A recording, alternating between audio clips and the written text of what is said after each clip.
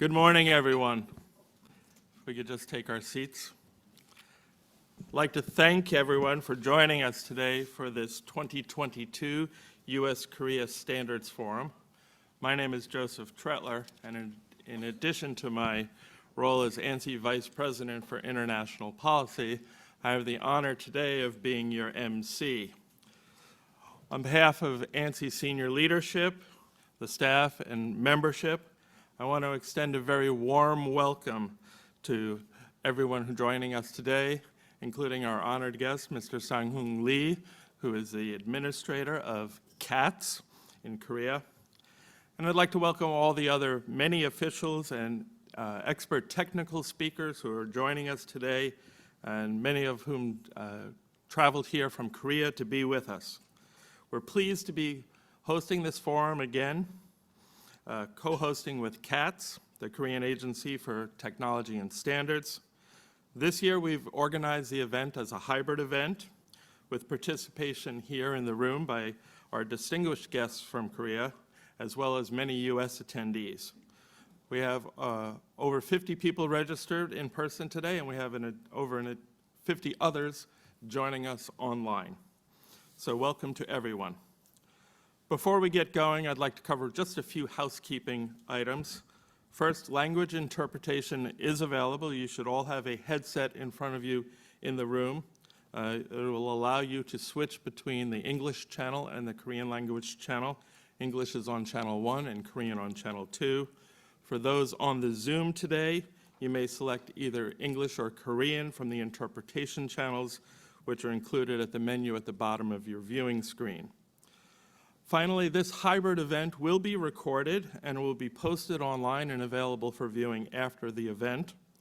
And for those of us joining us here in person, we invite you to stay and join us for a networking lunch after the program.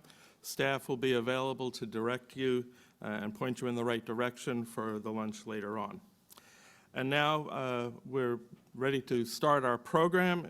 It's my pleasure to introduce our first speaker who will be providing opening remarks. Let me introduce Mr. Joe Bhatia, who is the President and CEO of ANSI. Joe? Thank you, Joe.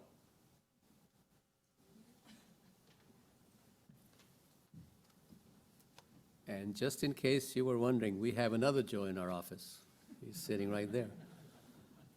In order to advance in our organization, you have to have a name Joe. No, I'm just kidding. And I know you have to have a name Lee to advance in CATS. Well, thank you very much, everyone. Good morning. It's very nice to see you here. It's very nice to see people in person as opposed to seeing them on the screen.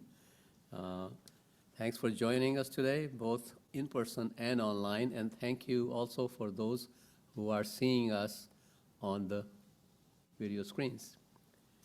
It's my great pleasure to be here with CATS Administrator, my good friend Sang-Hoon Lee, to welcome you together to our third 2022 U.S.-Korea Standards Forum. It's the third time. The first two were done remotely. These forums offer a valuable opportunity for the U.S. and Korean standards communities to share insights on standardization issues, the related technologies, and market trends while we explore opportunities for mutual cooperation and advancement. As we did in 2021, ANSI and CATS are co-hosting this event with the support of partners from both sides. Yesterday we had a lovely day of work and a dinner afterwards with 6 colleagues, experts in their areas from CATS, and we had 6 of our representative people, and we had a wonderful set of dialogues on specific issues that we are focused on, including some of the problems. But this year, I'm thrilled that we're able to host this forum as a hybrid event, as Joe said, and that benefits both in-person and virtual participation and allows an opportunity for people to interact who happen to be here, and those on the line can also connect. I would like to extend a very warm welcome to everyone who are joining us. Extra special thanks to all of you who came a long distance flying from far away. I was told that the flight was 14 hours yesterday. And of course, that does not include the time of waiting at the airport, getting your bags while you land, and then all those details that cost extra time. So we're very happy to have you with us. And I have one very special person who wasn't supposed to be here, but we have invited him as a special guest because he was willing to come suddenly and join us today. And this is Mr. Phil Picara, who's the Vice President of Global Standards at UL Standards and Engagement. And he's also the chairman of the ANSI Board of Directors. Phil, we're very proud to have you with us, and I'd like to invite you to say a few words.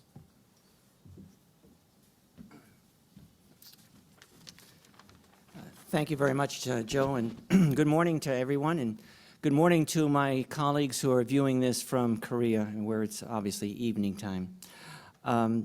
As an aside, this is actually my first trip to Washington, D.C. in almost 3 years because of the pandemic, so it's a true pleasure to be able to see all my ANSI friends in face-to-face and to see my new friends from Korea also face-to-face. I would like to also extend my welcome as the ANSI chairman of the board to all of you, and especially to our distinguished guests from Korea, to our ANSI members who are here, and also to the experts who are going to be sharing their insights during the presentations today.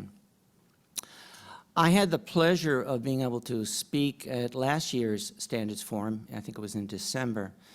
And the program was, in my mind, a true success. And I think because of its success, we now have this third Standards Forum today. The program that we have in front of us is, I think, demonstrates that ANSI puts a tremendous priority on its bilateral relationship with CATS, where I'm personally pleased that we are having collateral discussions, or rather collaborative discussions, both on a technical basis and on a policy basis. And I think that speaks really, really highly for the friendship that exists between our two countries. So again, I'm what would be called I'm crashing the party today because I was not planning to be here. But I did want to welcome all of you, and I'm looking forward to listening to all the speakers that are going to share their insights during the program. And again, I wish all of you a really positive and productive meeting today. And again, thank you very much for being here, and enjoy for those visitors who are from outside the country, enjoy your time in Washington, D.C. Oh, and one more note that I just learned this morning, that today is Joe Batia's birthday. So, please. Yeah. Just turning 42.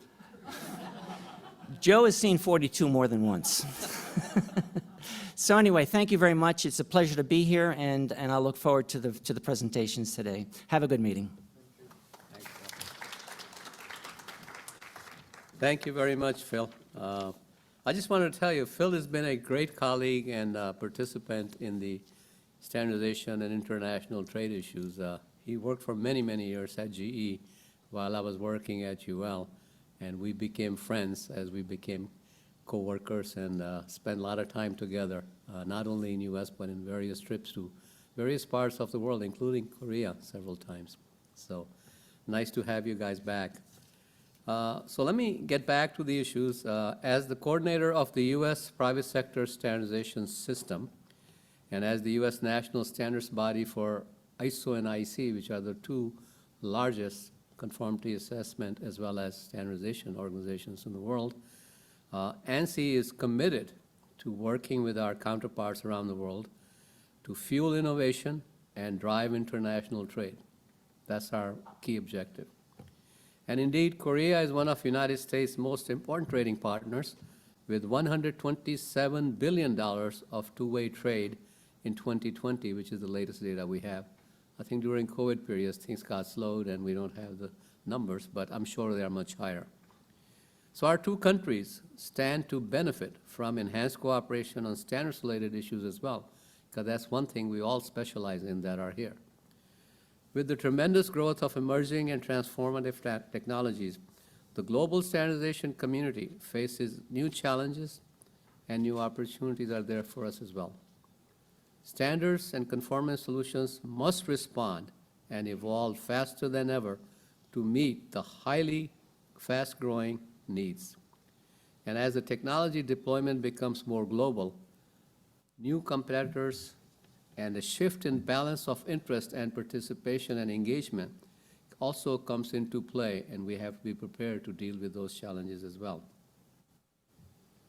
Today, we will explore a number of exciting technology areas where standardization can facilitate major progress for people, for businesses, and for the entire industries around the globe. First, our keynoters, Young-Han Lee, Director of International Standards Cooperation Division at CATS, and David Miller, Director of, I'm sorry, I said Young-Han Lee. Sorry about that. And he will be joined by David Miller, who's sitting there at the first table. And David represents American Petroleum Institute. He recently moved on to a consulting role, but he chairs the International Policy Advisory Group of ANSI, and he will set the stage along with Mr. Lee of what we're going to be covering down the road. You will then hear insights from the US and Korean experts in quantum technology, clean energy, artificial intelligence, green buildings, intelligent transportation. Is quite an excellent agenda. And throughout the day, we will share challenges and opportunities for enhanced collaboration in each of these very, very promising areas. It is clear that there is tremendous value in positive and robust US and Korean relationship in the standardization and conformity assessment area down the road. Our dialogue today can help better position our nations to meet the demands of changing technologies, changing priorities, and changing policies and leadership around the globe. As we move through today's presentations and discussions, I encourage everyone to consider where the opportunities for cooperation and continued dialogue among our two organizations exist, so we can identify those areas and work with each other to create some of the better solutions that we deserve. Working together through standardization, we can develop solutions that benefit our nations and entirely the whole world, when you think about it. So thank you very much for your attention, and I hope that you will enjoy our conversations from here on in. With that, I'll invite our coordinator. Hi, Joe.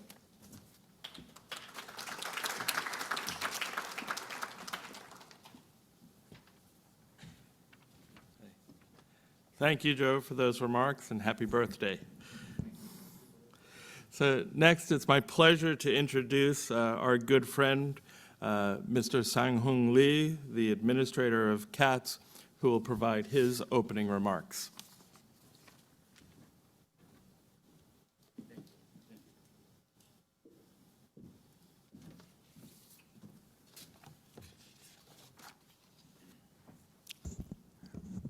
Good morning, ladies and gentlemen.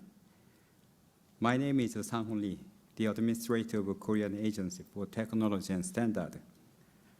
First of all, I would like to thank you, President Joe Bhatia, and Vice President Mr. Joseph Treadler, for preparing the forum and inviting us today. Thank you very much.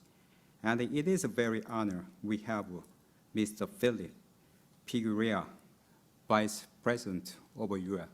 And Joe, congratulations, your birthday. I heard a saying that goes, Rome once built in a day.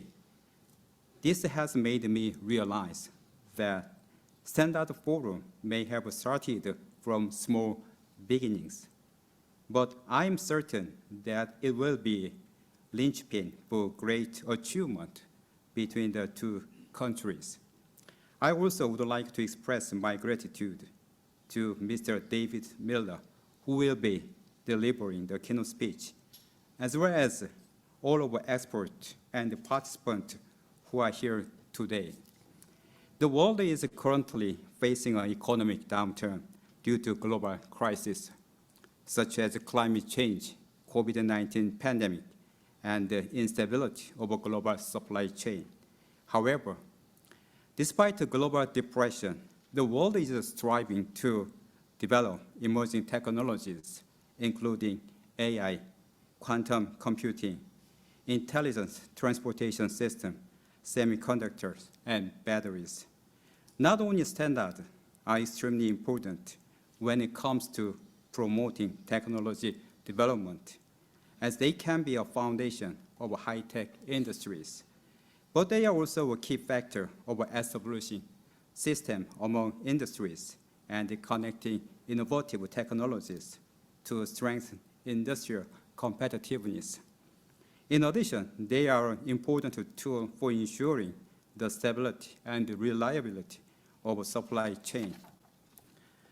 Last year, NC and COTS agreed to develop the long-standing cooperation into a strategic standard cooperation partnership for emerging technologies. The first standard forum was held in last December, and the count is a little bit different. It's the US side and the Korean side. We counted the second one, as you just mentioned, the third one. Anyway, the second is being held today to strengthen standard cooperation and policy in high-tech fields. Based on standard cooperation relationship, NC and COTS should strengthen cooperation system in these high-tech areas. This year marks 140th anniversary of a US-Korea diplomatic tie, as well as the 17th anniversary of a mutual defense treaty between the US and Korea. Since the establishment, both nations have been maintaining close friendship and are now important partners in industrial and economic fields. This year also marks the 10th anniversary of a US-Korea FTA, and for the past 10 years, trade volume between two countries has increased, and mutual investment have doubled. In the wake of increasing global instability and the competition for technology, both nations have been enhancing mutual cooperation and promoting economic growth based on Korea's advanced manufacturing capabilities and the US top-notch technology capabilities. I hope the Standard Forum this year will strengthen standard cooperation between NC and COTS further and promote the industrial development for both sides. We will also support the stabilization of a key supply chain through continuous standard cooperation with NC. Lastly, there is a Korean saying which goes, "A journey of 1,000 miles must begin with the first step." Like this saying, I believe that the forum will be a foundation for NC and COTS to become the world-leading standardization institute. COTS will keep supporting and strive to sustain close partnership with NC. I would like to thank you, every one of you here today, and those who are participating online for attending the forum.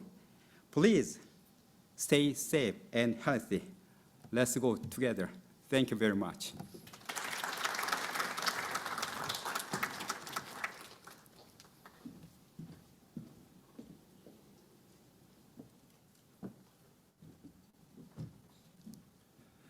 Thank you, Mr. Lee, for those excellent remarks.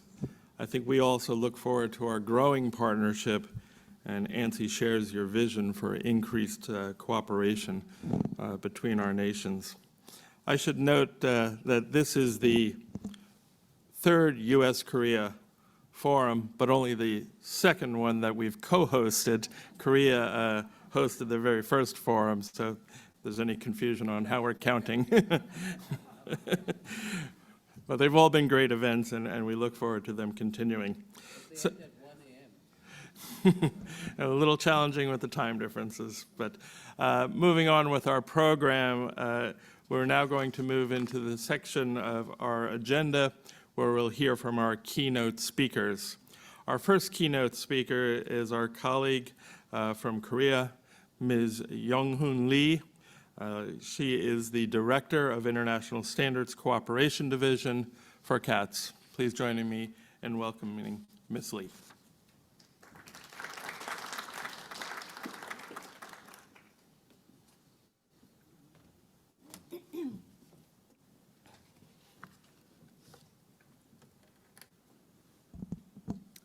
Good morning, I'm Yong-hyun Lee, the Director of International Standards Cooperation Division in CAT. It's a great honor to be able to present Korea's standardization activity this opportunity. Today, I'd like to talk about three main topics: overview of CAT, major events last year, followed by the implementation plan for national standards this year. First, let us go through the overview of CAT. Oh, sorry. How can I, the slide, green bar? Okay. So first, let us go through the overview of CAT. CAT has four main tasks: standards, testing and certification, technical regulation, and product safety. As a national standardization body, we have been establishing standard policy and being a part of international standardization organizations.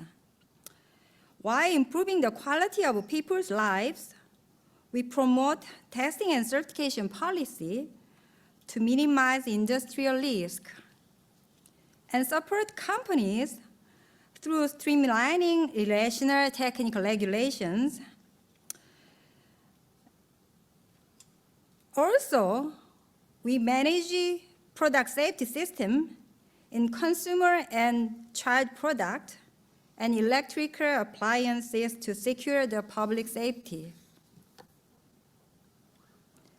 CAT carry out its activities under the 9 laws. Paragraph 2, Article 1 to 7 of the Constitution defines that the state shall establish a system of national standards. Based on this, standardization and related texts are implemented under the Act, including the Framework Act on National Standards. We also conduct our business under the 5 laws in brown blocks.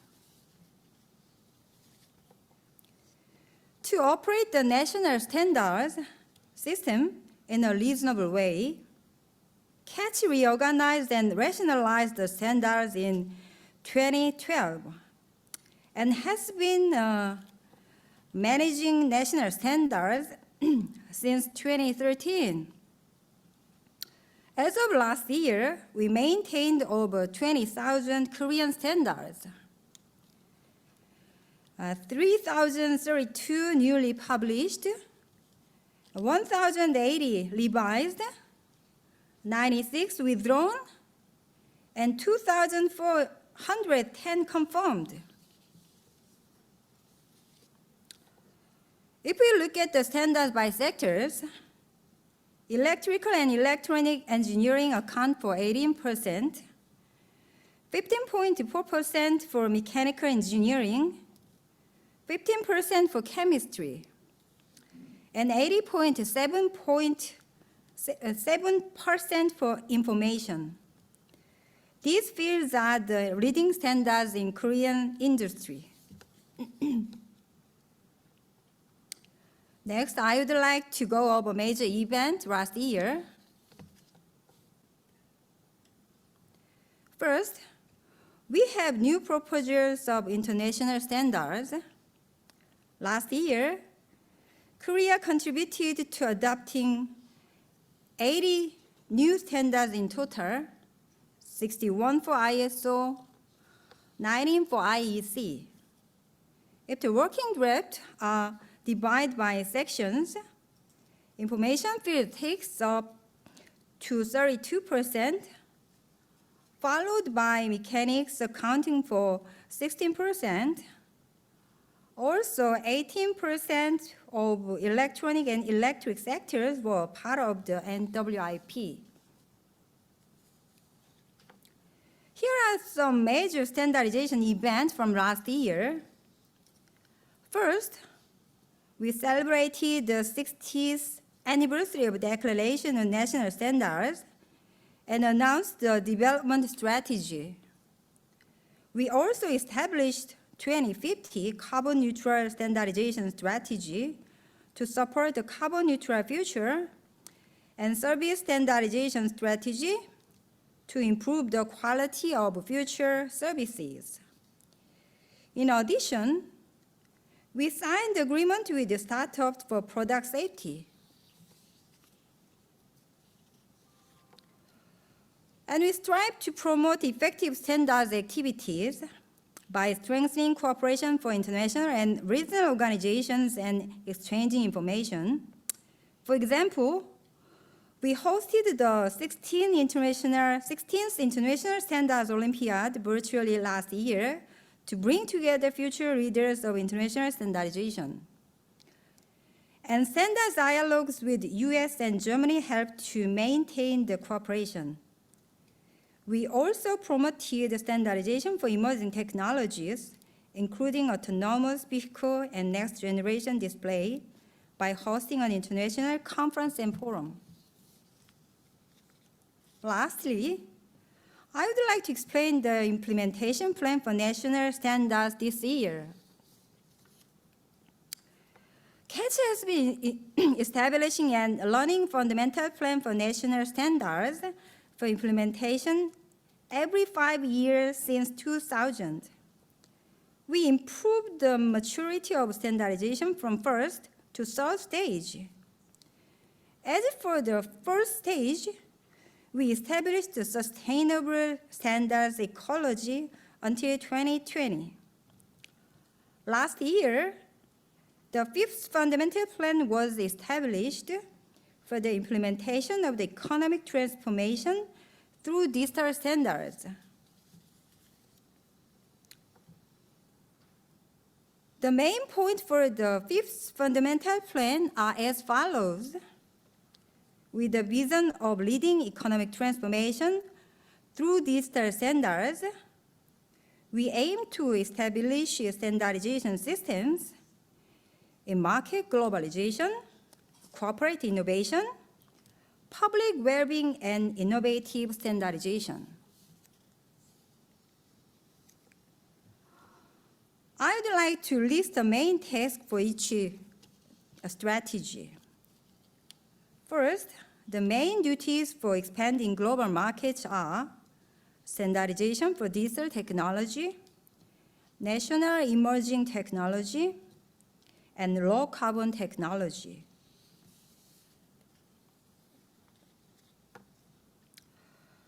Next, the main principles for supporting corporate innovation are to expand customized test certification services, resolve difficulties in national and international technical regulations, and develop and disseminate new measurement standards.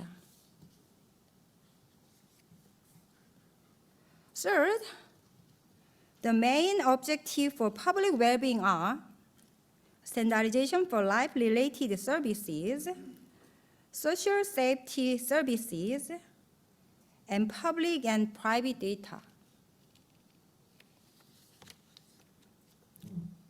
Lastly, the main tasks for establishment of innovative standardization system are securing R&D standards patent linkage system, establishing public national standard system, and developing enterprise-oriented standardization foundation. This slide shows the outline for the implementation plan.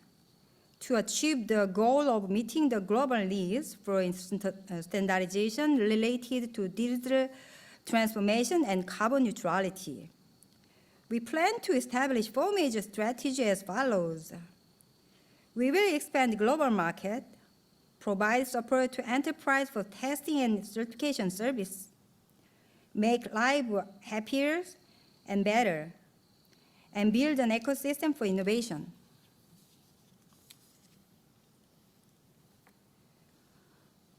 First, to expand the global market, we will develop standards for core technologies in the era of digital transformation and secure industrial competitiveness through standardization of national emerging technologies, such as system semiconductors. Supporting the carbon neutrality achievement through standardization of low-carbon technology will be implemented as well. To provide innovative support for enterprise, we will support advancing into the innovative technology market through company-oriented test certification service. Also, we will resolve difficulties in corporate regulation by strengthening technical regulation response system and enhance scientific and industrial technology reliability through development and dissemination of new measurement standards.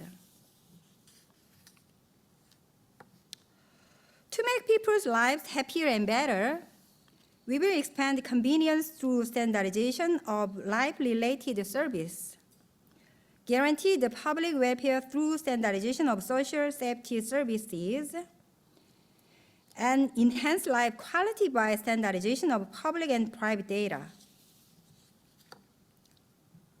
Finally, to build an ecosystem for innovation, standards utilization performance will be improved by securing R&D standards patent linkage system.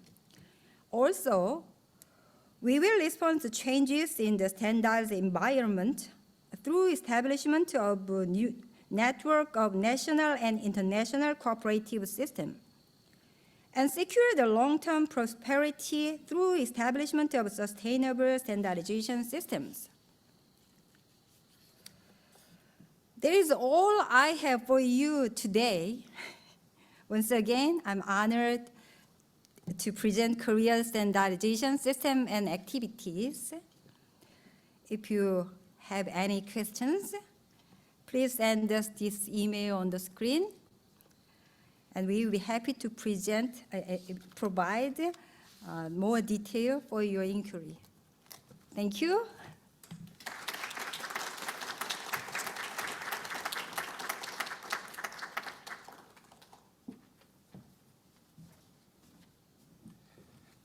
Thank you, Ms. Lee, for that very informative presentation on the Korean standardization system and your standardization strategies and activities related to emerging technologies. I think there are a lot of areas where we share common interests. Our final keynote of this session, I'd like to introduce Mr. David Miller. I've known David for many, many years, back at a time when we probably had less gray hair. David is the Senior Director of Standards Development at the American Petroleum Institute. He is also a Vice Chair of the ANSI Board of Directors, but today he joins us in his capacity as ANSI's Chair of our International Policy Advisory Group. So with that, please welcome David to the stage.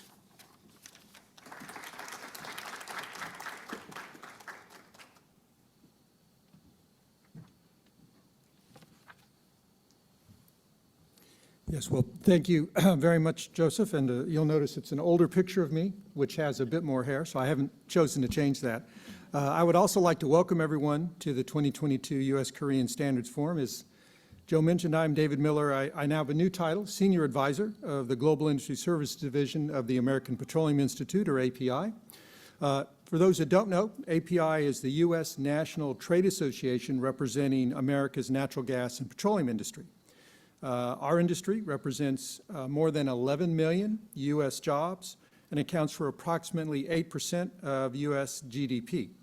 API has nearly 600 members, from fully integrated natural gas and petroleum companies to independent companies, comprise all segments of the industry. Our members are producers, refiners, retailers, pipeline operators, and marine transporters, as well as the service and supply companies that support and provide much of the United States energy. But one part that folks don't know is that API was formed in 1919 as a standards-setting organization and is the global leader, convening subject matter experts from across the industry to establish, maintain, and distribute consensus standards for the natural gas and petroleum industry. We've developed more than 800 standards to enhance operational safety, environmental protection, and sustainability, with a focus now going forward on low carbon. So I'm very interested in many of the talks today, of course, on that subject, as well as environmental protection and sustainability in the industry, and many of these are referenced in state, federal, and increasingly international regulations. We are also quite active in our support and participation of ANSI, the U.S. Standards Authority, as I like to call the organization. We are an accredited standards developing program here at the API, and several of our key safety programs are accredited as well. And as was mentioned, in full transparency, I serve on the Board of Directors, Chair of the Finance Committee, and in today's role, Chair of the International Policy Advisory Group. The topics I'll cover this morning in my brief remarks today are the IPAG itself, the International Policy Advisory Group, and what it does, the U.S. Standard Strategy and its updates, and we heard a very good discussion there from our previous speaker on the policy and the standards initiatives in Korea, so I'd like to present ours as well. And then major highlights of ANSI's 2021 and 2022 standards initiatives. So first about the ANSI IPAG, which I chair. It provides the views and proposed policies regarding regional and international standards and conformity assessment issues, including related public policy issues. The IPAG serves as the ANSI member companies forum for overarching international and regional policies. Frequent topics of discussions include, of course, coordination between ISO, IEC, and ITU, regional engagement through the Pacific Area Standards Council, PASC, and the Pan-American Standards Commission, or COPAN, standards-related priorities, bilateral engagements, of course, like today, with Korea, China, India, the EU, and many other economies. So the IPAG is where all of the ANSI member bodies come together to talk about these international issues and to work on coordination, much like we're doing today. Secondly, I'd like to cover the U.S. Standards Strategy and its updates.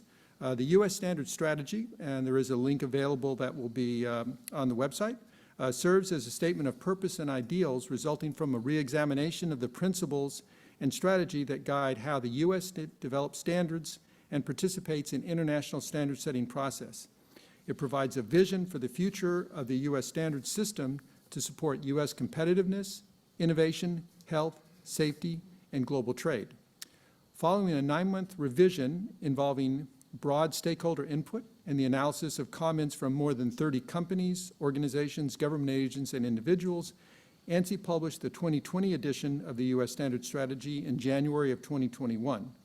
Recognized globally, the U.S. Standards Strategy articulates the values and importance of an open, rules-based standard system that is participatory in nature. It affirms that standardization activities encompass both sector-specific and cross-sectional approaches, allowing interested parties to address priority issues collaboratively. First published in 2000 as the National Standards Strategy for the U.S., or NSS, and that's when I first met Mr. Bhatia, who was chairing that effort. The USSS is updated every 5 years to assure that it continues to meet the needs of the diverse U.S. interests and that it reflects technological advancements, industry growth areas, national and international priorities, much like today, and updates to relevant U.S. government policy. The revision is in the 5th edition of the USS and details 12 strategic initiatives that can be implemented by diverse stakeholders to meet their national and international organizational objectives. The next update is expected in 2025. Following the publication of the most recent edition of the USSS, ANSI also prioritized an examination of the evolving standards landscape. This includes taking stock of recent developments such as increasing impact of ICT technologies and standards, the diversification of standardization activities, and the need to reach new experts and participants in standardization. I think we can all recognize that the standardization community, broadly speaking, is trending towards our demographics, and we certainly would like to encourage younger individuals and folks newer to the profession to participate in these process. In order to meet these challenges, ANSI is currently exploring what opportunities and challenges this evolving landscape presents for ANSI. So finally, I will conclude with the major highlights of ANSI's 2021 and 2022 standards initiatives. First off, I mentioned that we are an accredited standards organization. ANSI is a voluntary consensus body that has developed the standards in accordance with ANSI's essential requirements for due process for American national standards and subject to ANSI's neutral oversight and approval. These requirements are designed to ensure that development of the American National Standards, or ANSs, is a fair and responsive process that is open to all directly and materially interested parties. In a significant effort that spans several years, ANSI's Executive Standards Council, and I'm proud to say, a body that is chaired by a representative from my organization, assessed the ANSI essential requirements for the American National Standards development procedures and proposed revisions to address topics raised by consumers and others concerning balance, openness, interest categories, and other topics. These changes were approved unanimously by the board's executive committee and were published in January of 2020. The latest version of the ANSI essential requirements is available on ANSI's website, free of charge, along with the current U.S. standard strategy. Second, addressing emerging technologies. Through collaborative solutions and activities, the U.S. standardization community is influencing, defining, and creating the next wave of technologies that will impact our lives for many years to come. You'll hear more about specifics from our technical presentations later on, but here are just a few of the examples of ANSI's initiatives over the past 2 years. AI, or artificial intelligence in healthcare. To help assess the standards needs for these and other AI healthcare innovations, ANSI convened stakeholders at 2 workshops in 2021 to identify opportunities for standardization that support data, trust, transparency, government frameworks, and risk management for AI healthcare. Again, building on the previous presentation, talking about how do we make life better through standardization. For nanotechnology, the ANSI Nanotechnology Standards Panel held 2 virtual workshops focused on advanced materials, including U.S. and international perspectives. And a subject that I'm actually working on in my current role as senior advisor, digitization of standards. As the world moves towards greater digitization, so does this development and consumption of standards content. Machine learning technologies are digitally transforming standards development and the way industries use standards in their manufacturing process and services delivery. Digital transformation is also helping grow participation in standards development, increase efficiencies, and speed time to market. To help blaze standardization digital path forward, ANSI is highly involved at the global level, serving as the steering group of the ISO Council members to develop an innovative and sustainable project plan for ISO SMART standards. The development and commercialization of ISO SMART standards will have great benefit for companies who wish to efficiently incorporate the content of standards into their design and manufacturing process. ANSI is committed to facilitating and sharing amongst ISO, IEC, and ANSI accredited standards developing organizations to assist the community in identifying the most effective and innovative approaches to standards development. And I can mention for API and our standardization strategy, we've made great use of these opportunities. Finally, in international engagement. In international trade and development areas, through a number of key public-private partnerships, ANSI provides capacity building and technological assistance to help numerous countries across the world develop effective standards programs and meet international obligations, improve quality systems, and execute high-quality trade agreements.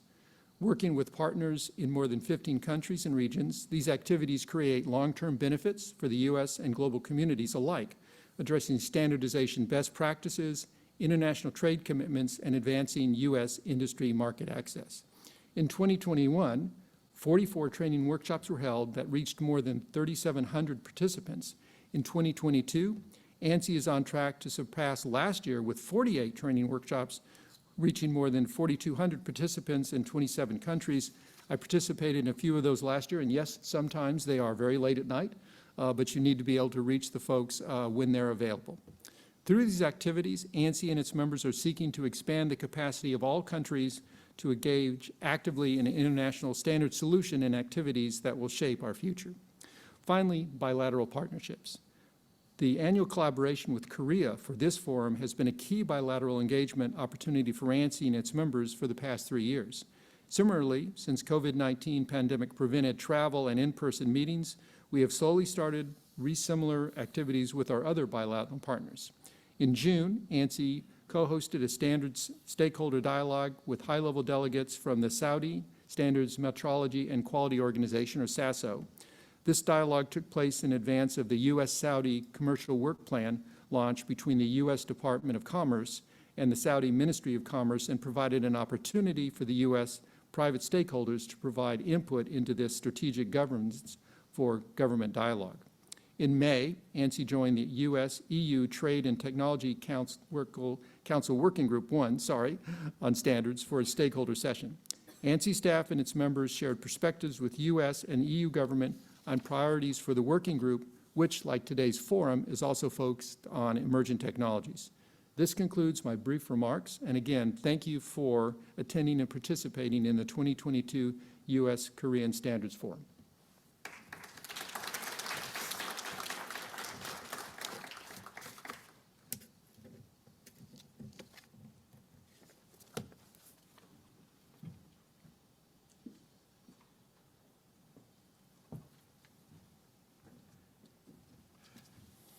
And thank you, David, for sharing your information on activities at the American Petroleum Institute related to its engagement on standards, and for highlighting ANSI's many initiatives and programs related to global engagement on standardization and related matters.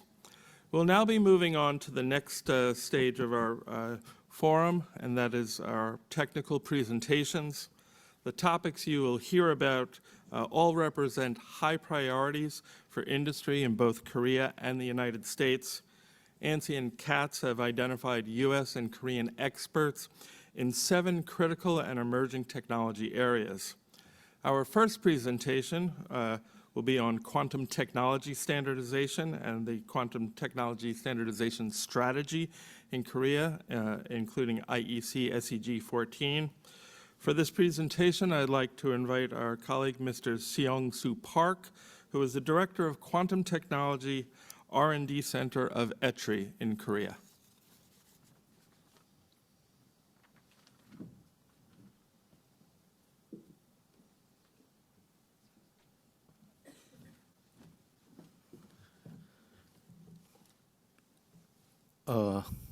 Thank you, Chairman.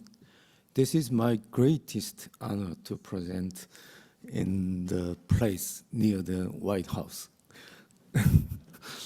And this is a sneak peek about the status of Korea's quantum technologies. And it would be the first uncovering presentation. Let's move to next slide. The most relevant and early stage results in quantum technology in Korea is QKD, quantum key distribution for quantum secure communication. And we have 2 equipment vendors from SK Telecom and Korea Telecom.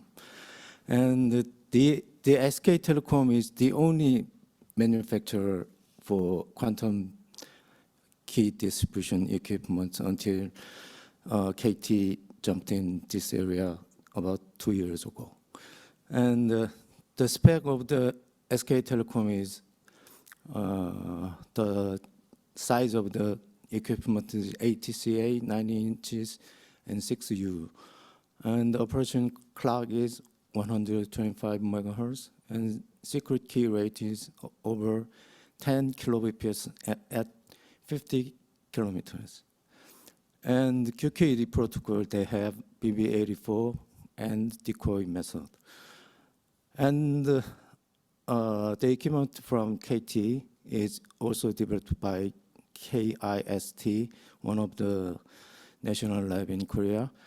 And the size is also 9-inch rack, and operation clock is about 10 megahertz.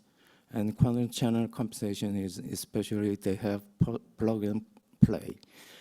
And QKD protocol is BB84. And the last one is not the vendors about equipments. This is my institute, and we are developing wireless QKD. And we have polarized code chip scale QKD, such as shown in the middle of the last photo. And fixed and the operation clock is over 100 megahertz, and the QKD program is also BB84. We have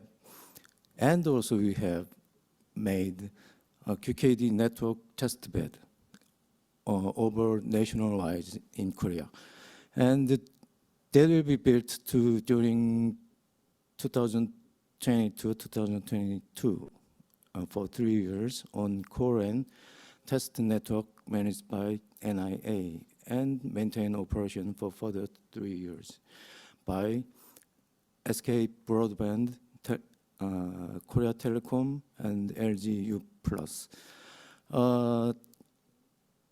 As shown in the right photo, Seoul, Suwon, Cheonan, Daejeon, and Cheongju, Jincheon, Icheon, Pangyo. There is quantum QKD test bed. That is, the structure is a doubling structure, and the entire length is over 400 kilometers. And the red line is managed by SK Broadband, and the blue line is managed by KT. And we have also post-quantum cryptography network by LG U+, and shown at the right side. And we have also several studies about coexistence with different vendors. It's very important to service providers. And we have developed standard for TTA and ETSI standards, and we made a test network between different vendors. This is deployed in the core network. The lower left yellow boxes, URINET's POTN network equipment, and red box is IDQ QKD controller, and blue box is KT's QKD equipment. These are all operated by SDN orchestrators by the standard of QKD 08018 from ETSI, and is also standardized in TTA in Korea. And we also have made use cases from the QKD test bed. We have 33 reference use cases were developed in 2022 and 2021, and additional 6 use cases will be developed in this year. Korea has many quantum players and for the last national labs, ET3 and KIST, NSR, IBS is national labs, and for standards, TTA and KSA here in today, and for proportion, NIA and FQCF. Next slide will explain about FQCF. And the telecom operator is KT, SK Telecom for mobile phone, and SK Broadband for wired telecommunication, and LG U+. And there are lots of universities developing quantum technologies in Korea. And the companies, the URIRO from the Uri Road to Alien is about quantum communication, and the quantum sensing and GQT is for quantum sensors. And the last one, Samsung, LG Electronics, and Hyundai Automobile, and Boryong Pharmacies, and other companies about quantum computers. And for promotion about Korean quantum ecosystem, we made the Future Quantum Convergence Forum at 2021 June, and we have 83 organizations of 43 industries and 10 public and national labs and 30 universities, and we have about 387 experts. And we have just launched 2 major quantum R&D projects. And first one is 50 superconducting qubit quantum computing system. The phase 1 for 3 years is 20 qubit quantum computing system and cloud service for Korean. And the phase 2 for 2 years expand to 50 qubits. And the project consortium is managed by Chris and the other 8 organizations. And the other one is quantum internet. The phase 1 is for 5 years. We would like to develop memory-less quantum repeaters managed by ETRI. And the phase 2 is another 5 years. We would like to make memory-based quantum repeater. And next phase 3 is long-haul quantum router.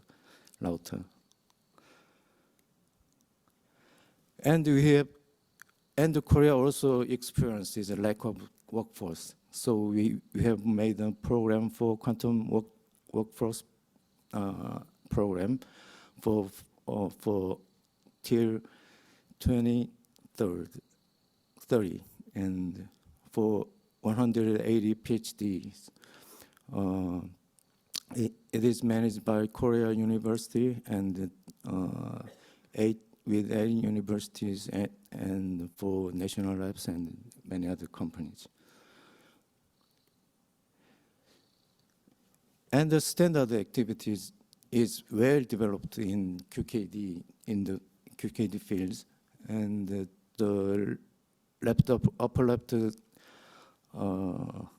diagram is for the lower layer is quantum channel, and the middle layer is key management channel, and top layer is the service level.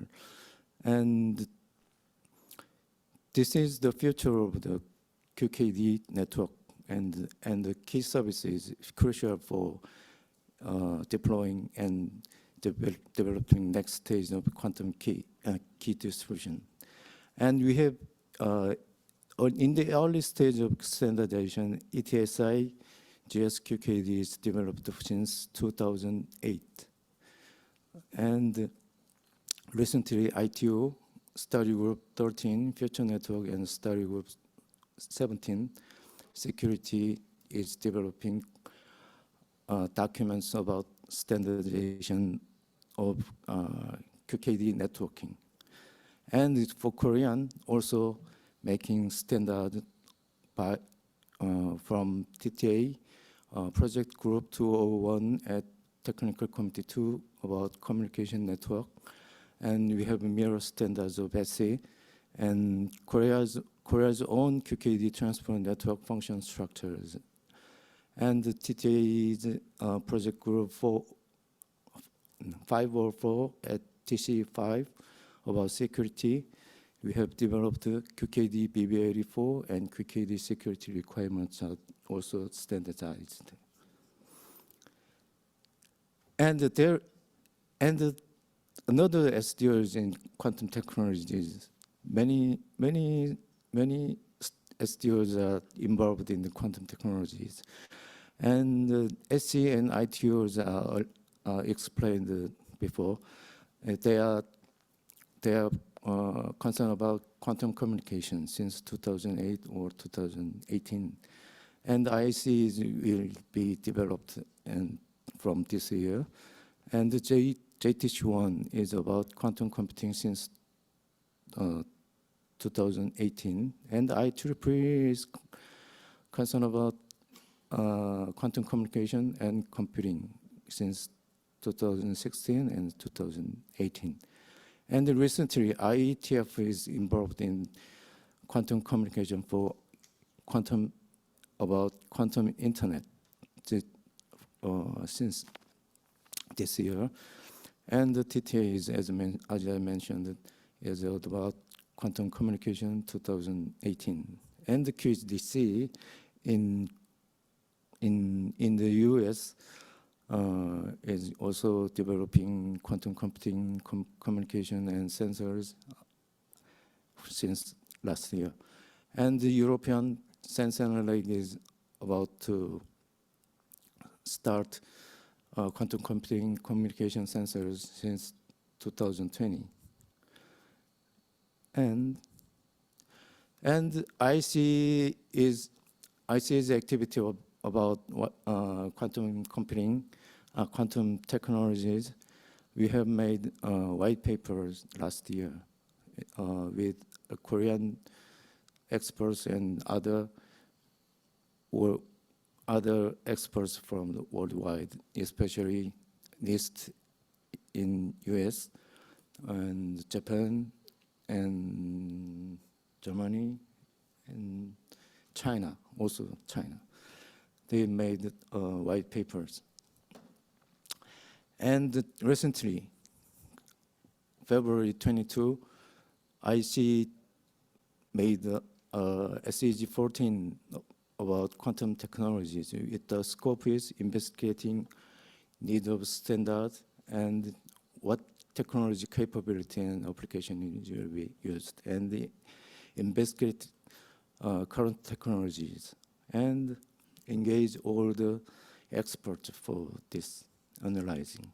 And we should make a recommendation to SMB as to standards. And the decision is convener will be from Korea. Oh, I'm sorry. Next. So IC SEG-14 is established on last month, and we have calling for experts.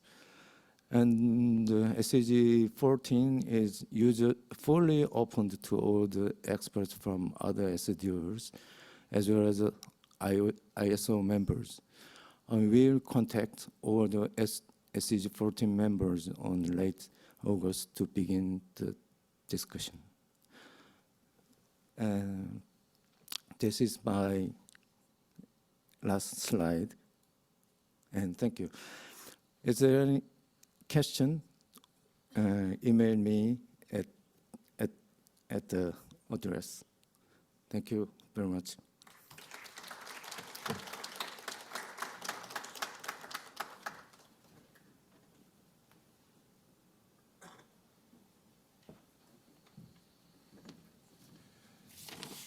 Thank you, Mr. Park, for that informative presentation on quantum technologies and the activities within ETRI as a Korean national laboratory. I was impressed by the extensive amount of work and how many global SDOs are engaged in this field.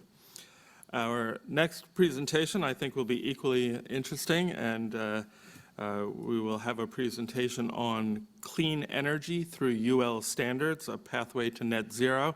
And it's my pleasure to introduce to you today the new Executive Director for UL Standards and Engagement, Dr. David Steele. Join me in welcoming David to the podium.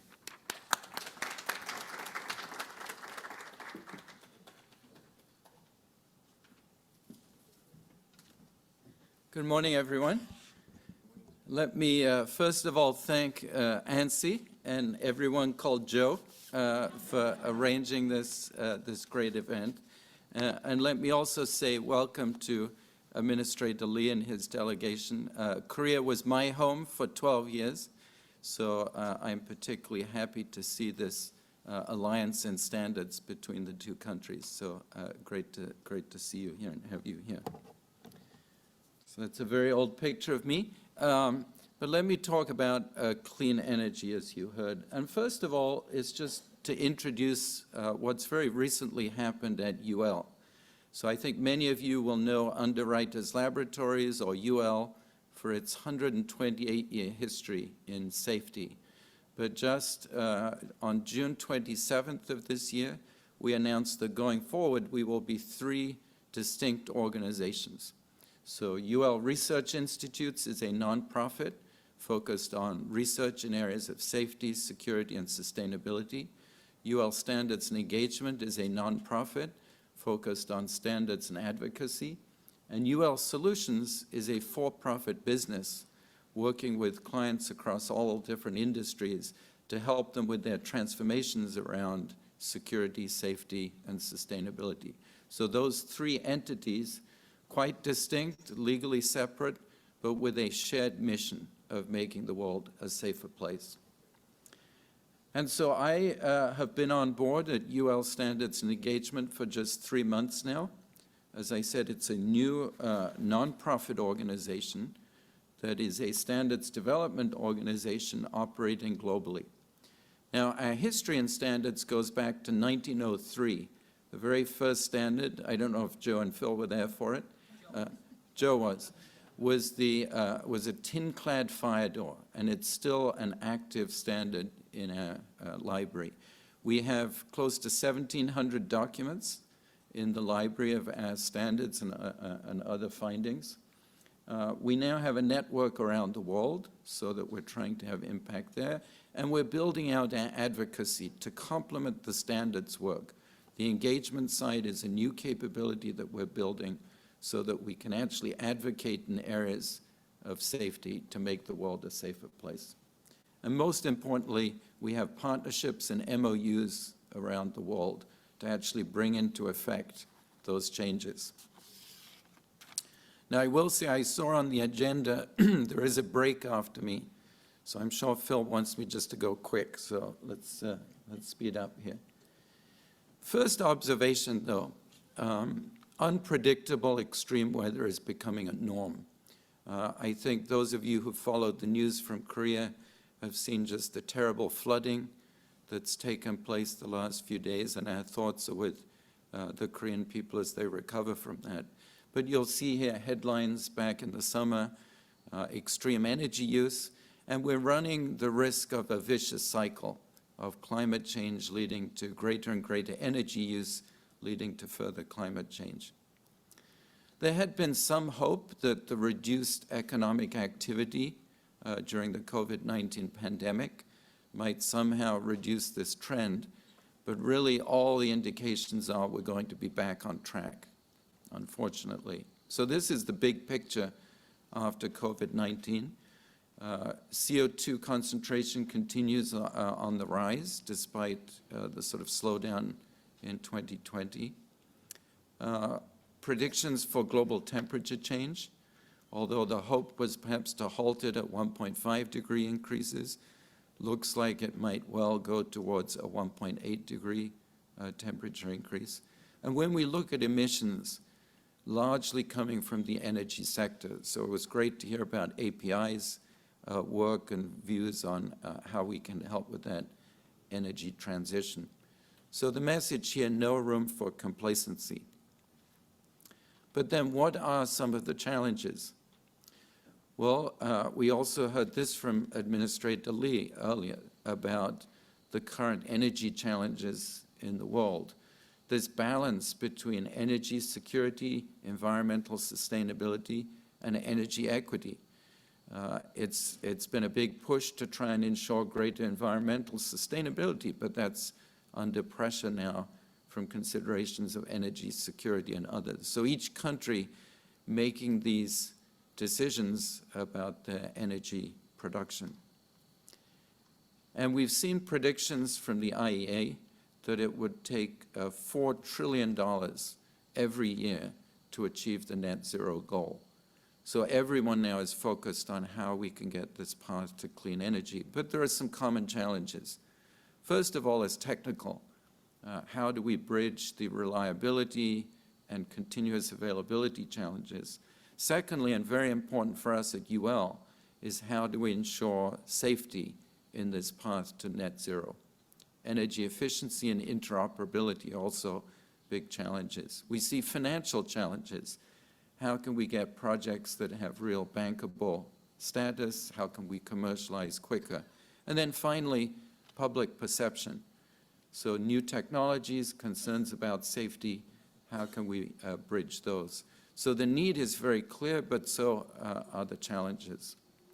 And so we've been taking a view at UL Standards and Engagement to look at the whole value chain.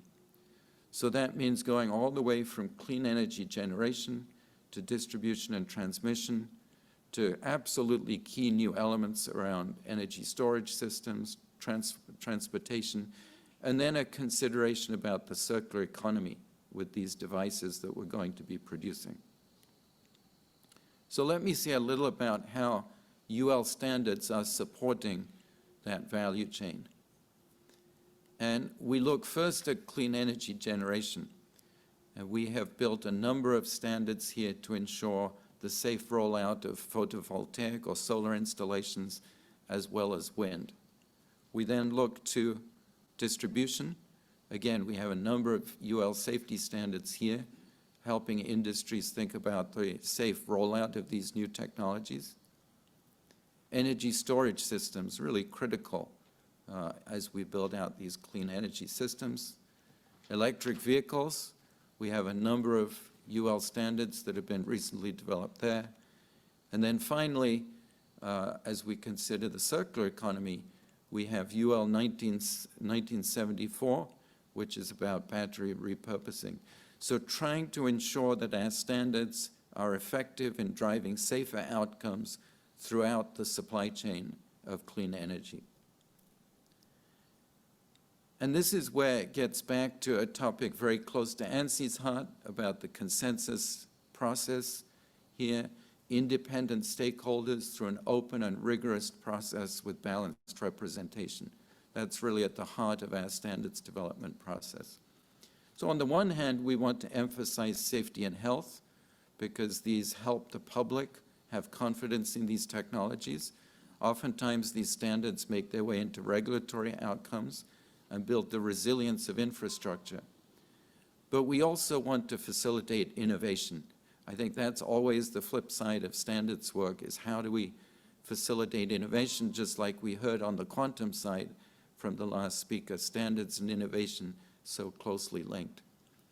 So to give you a couple of examples here, this is for UL 9540 and UL 9540A.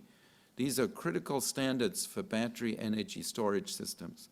So a very important part of the clean energy system, and we've developed these two standards. Very happy to say that some of the research came from our sister organization at UL Research Institutes. Standards technical panel with 122 independent experts, including, happy to say, Korean participation in the standards group, and now recognized by codes like IFC and NFP 55. Another standard is, I mentioned 1974. This is about repurposing batteries. So retired electric vehicle batteries can have a second life application. One of the first here, happy to say here, our STP, Standards Technical Panel, has 45 independent experts from 8 different countries.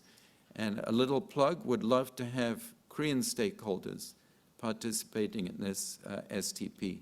So that would be a great outcome given all the work that Korea is doing on battery technology. And can't emphasize enough the importance of international cooperation as we go forward. These are some predictions from IEA about the path to net zero without international cooperation, and if we can strengthen cooperation, such as through forums like this. So here at UL Standards and Engagement, our STPs are open for participation from leaders all around the world. We're working closely with IEC and ISO. My colleague Sonia Bird is here, who's very active together with Phil on IEC work. We're supporting global initiatives like the UN SDGs and collaborating all around the world because we think this is so critical to ensure this international cooperation. So I'll close just by saying the pathway to net zero is narrow. There's no room for complacency. We have to move quickly. We believe the kind of standards development process that we have at UL Standards and Engagement can really have a great impact here in supporting these new technologies.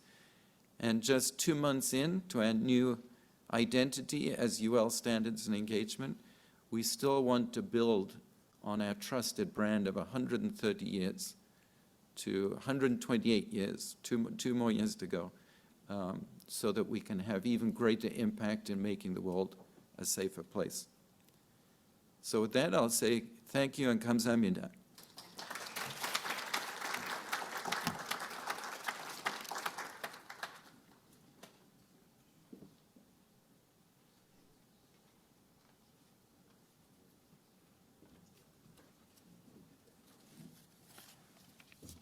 Thank you, David, for sharing the efforts of UL Standards and Engagement and how you are facilitating innovation through standardization for clean energy technologies. I think that the emergency situation in Seoul, where extreme weather has resulted in flooding and the unfortunate loss of life, underscores the urgency for cooperation and for utilizing standards and related activities to help protect against climate change. And certainly we all join in expressing our sincere concern for the victims of the flooding and for the safety of all the citizens of Seoul.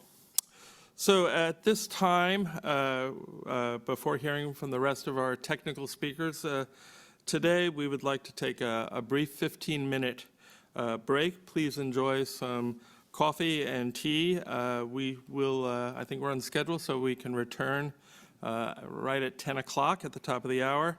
As a reminder, we do have restrooms right here in the room, at the back of the room, if you need the restrooms. If you also want to step outside, there's a wonderful view. There's a small balcony here if you want to get some fresh air. Take advantage of that, and we'll see you back here at 10 o'clock. Thank you.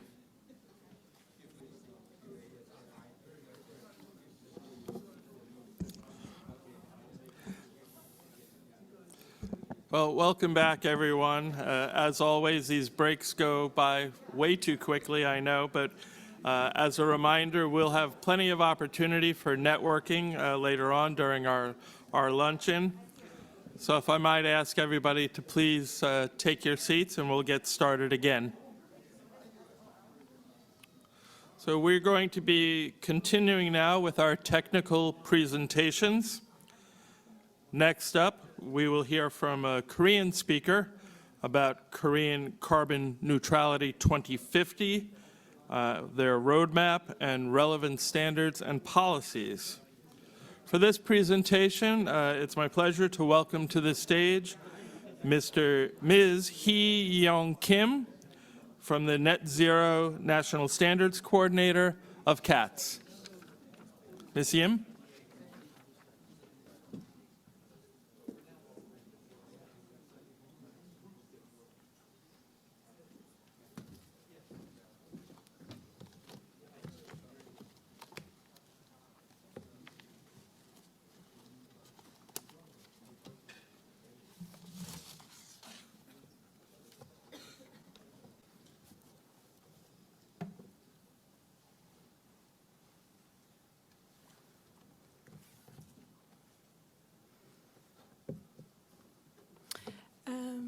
Hello, everyone.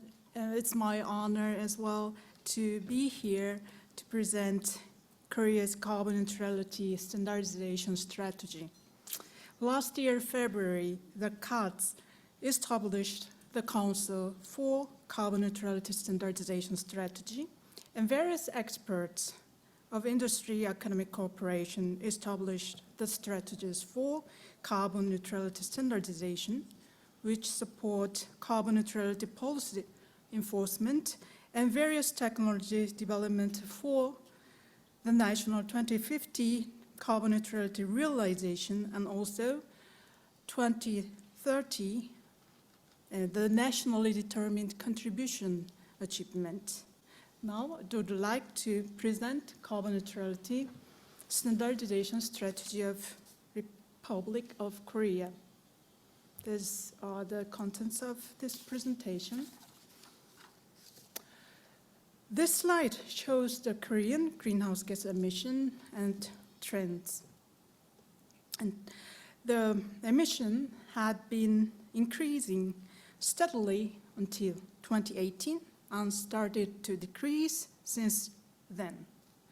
Korea has set policies that accelerate the achievement of its updated 2030 target, which are right-hand side picture, 40% below 2080 levels, and 2050 net zero goal in accordance with the Carbon Neutrality Act.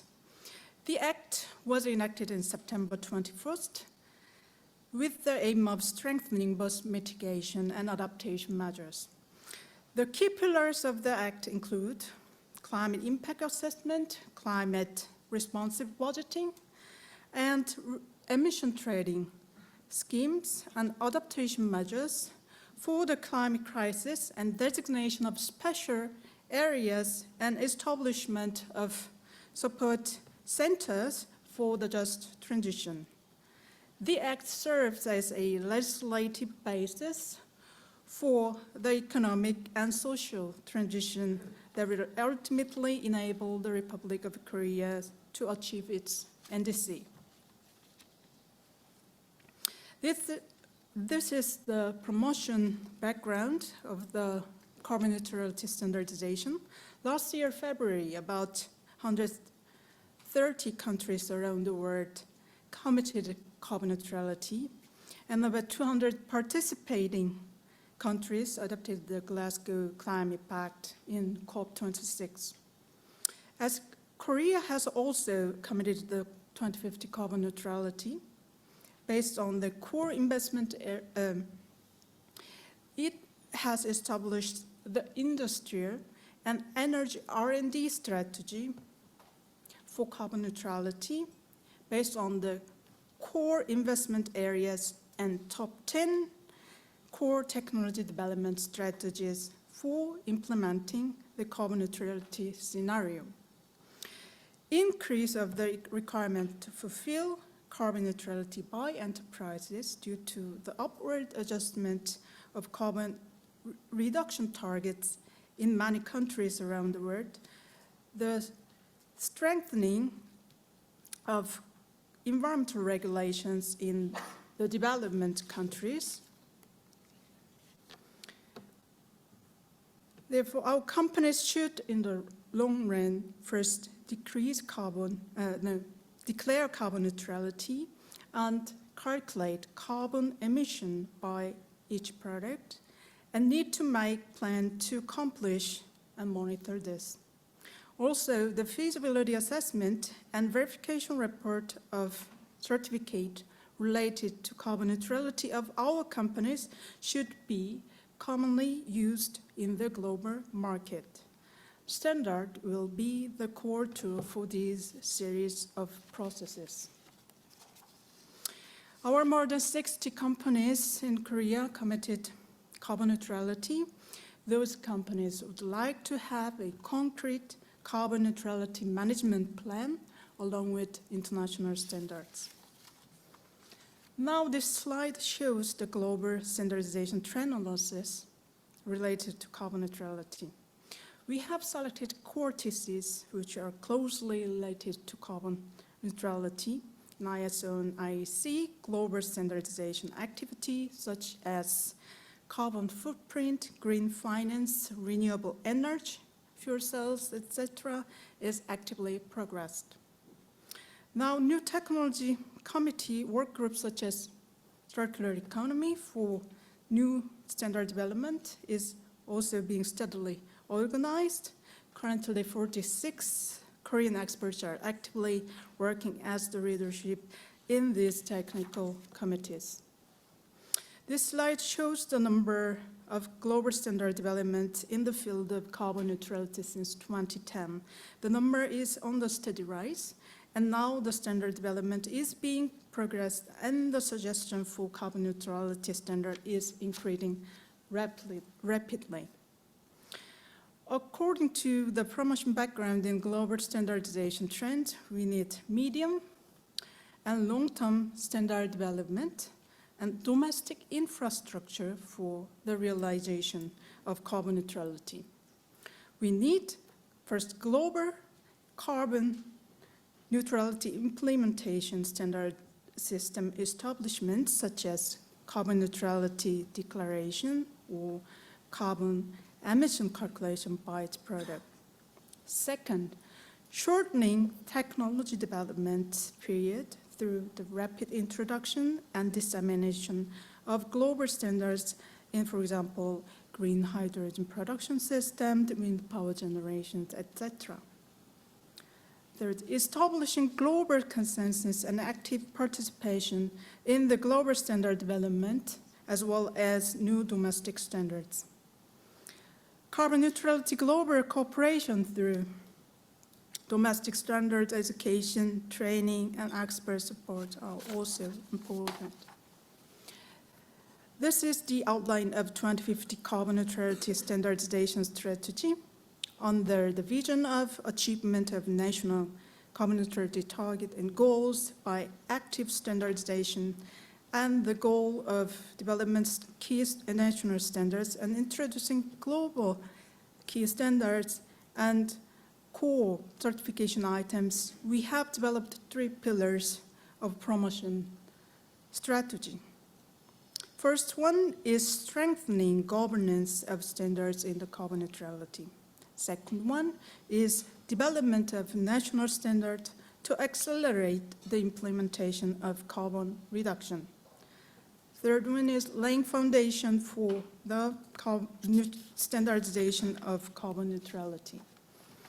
In terms of standardization roadmap establishment process, by reflecting and examining about 4 million domestic and foreign media analysis on carbon neutrality, industry needs, difficulties, policy proposals, we established the standardization roadmap which draws the global standard introductions and new standard development, which prioritizes domestic industry support.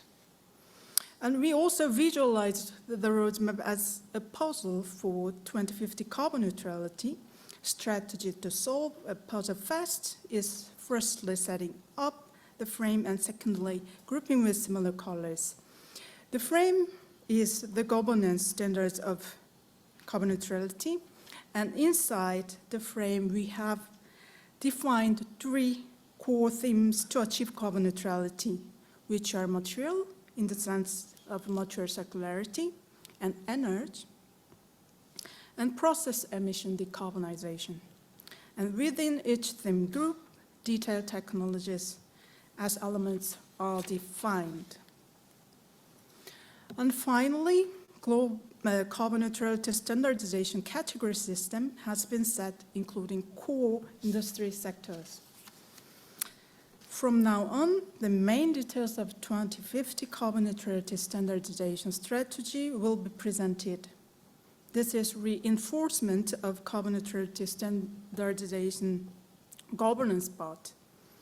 First, we will operate a help desk for developing the standard for carbon neutrality declaration guide by each industry, sharing and solving difficulties of small and medium-sized enterprises, and 24/7 support. Second, promoting global standardization on the carbon footprint calculation method of each product, such as EU's CBAM target items like steel, cement, aluminum product, and also mobile phones and electric vehicle batteries that are many exported items. Third, response to the development of international standards on green finance to attract international funds or foreign investment by enterprises. Fourth, join and operate an international mutual accreditation system in the field of environmental information, such as carbon neutrality, carbon footprint, and green finance, in addition to the greenhouse gas calculation. In the part of renewable energy, such as photovoltaic power, wind power, and energy emissions, such as ESS and power network, and new energy source part as hydrogen, biofuel, etc., target new technologies are, for example, like that, renewable energy linked water electrolysis system, efficiency safety evaluation of that, and if standard development in quality standards and evaluation methods such as biofuel, etc. And new standards needed for the low carbon realization have been also developed by sectors such as steel, manufacturing, petrochemistry, oil refining, etc. And in the transportation area, electric vehicle, ship, and so on. And for the building segment, zero energy building, home appliances, and so on. They are, for example, requirement for hydrogen reduction ion making processes and main equipment performance evaluation. And electric vehicle driving, wireless charging, communication requirements, and standard development such as zero energy building operation guidelines by building types, etc. In the area of resource recycling, circular economy, carbon capture, storage, utilization, the target new standards are, for example, eco-design standards with such as product circulation design method and excellent recycled product certification, evaluation standards, and standard development such as mineral carbonization for calcium carbonate and applied product performance evaluation. And we will establish the basis for the carbon neutrality standardization through publicity extension, professional workforce, and virtual experience. We have developed also a participatory website of carbon neutrality standardization where experts and people can freely communicate. Consolidation of standard cooperation network, internationally promotion of cooperation on standards in the field with strength and promoting dissemination of Korea's carbon neutrality standards with many countries and priority through overseas official assistant ODA targeting developing countries. And domestically, operation of a standardization consultative body with participation of industry, academia, and research to support commercialization through implementation of carbon neutrality standardization strategy and continuous cooperation on standards with the various government departments related to the implementation of carbon neutrality.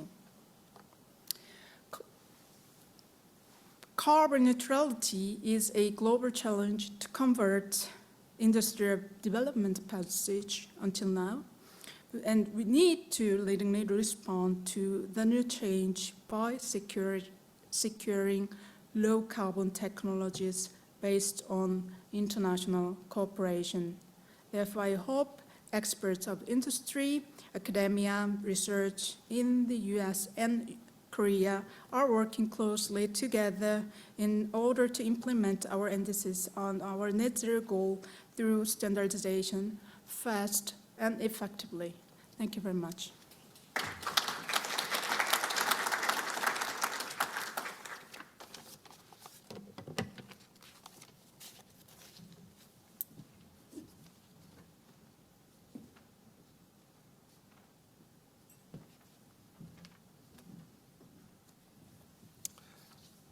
Thank you, Ms. Yim, and thank you for your presentation on Korea's commitment to net zero by 2050 via the Korean Carbon Neutrality Act, and for sharing with us the carbon neutrality standardization strategy and your standardization roadmap.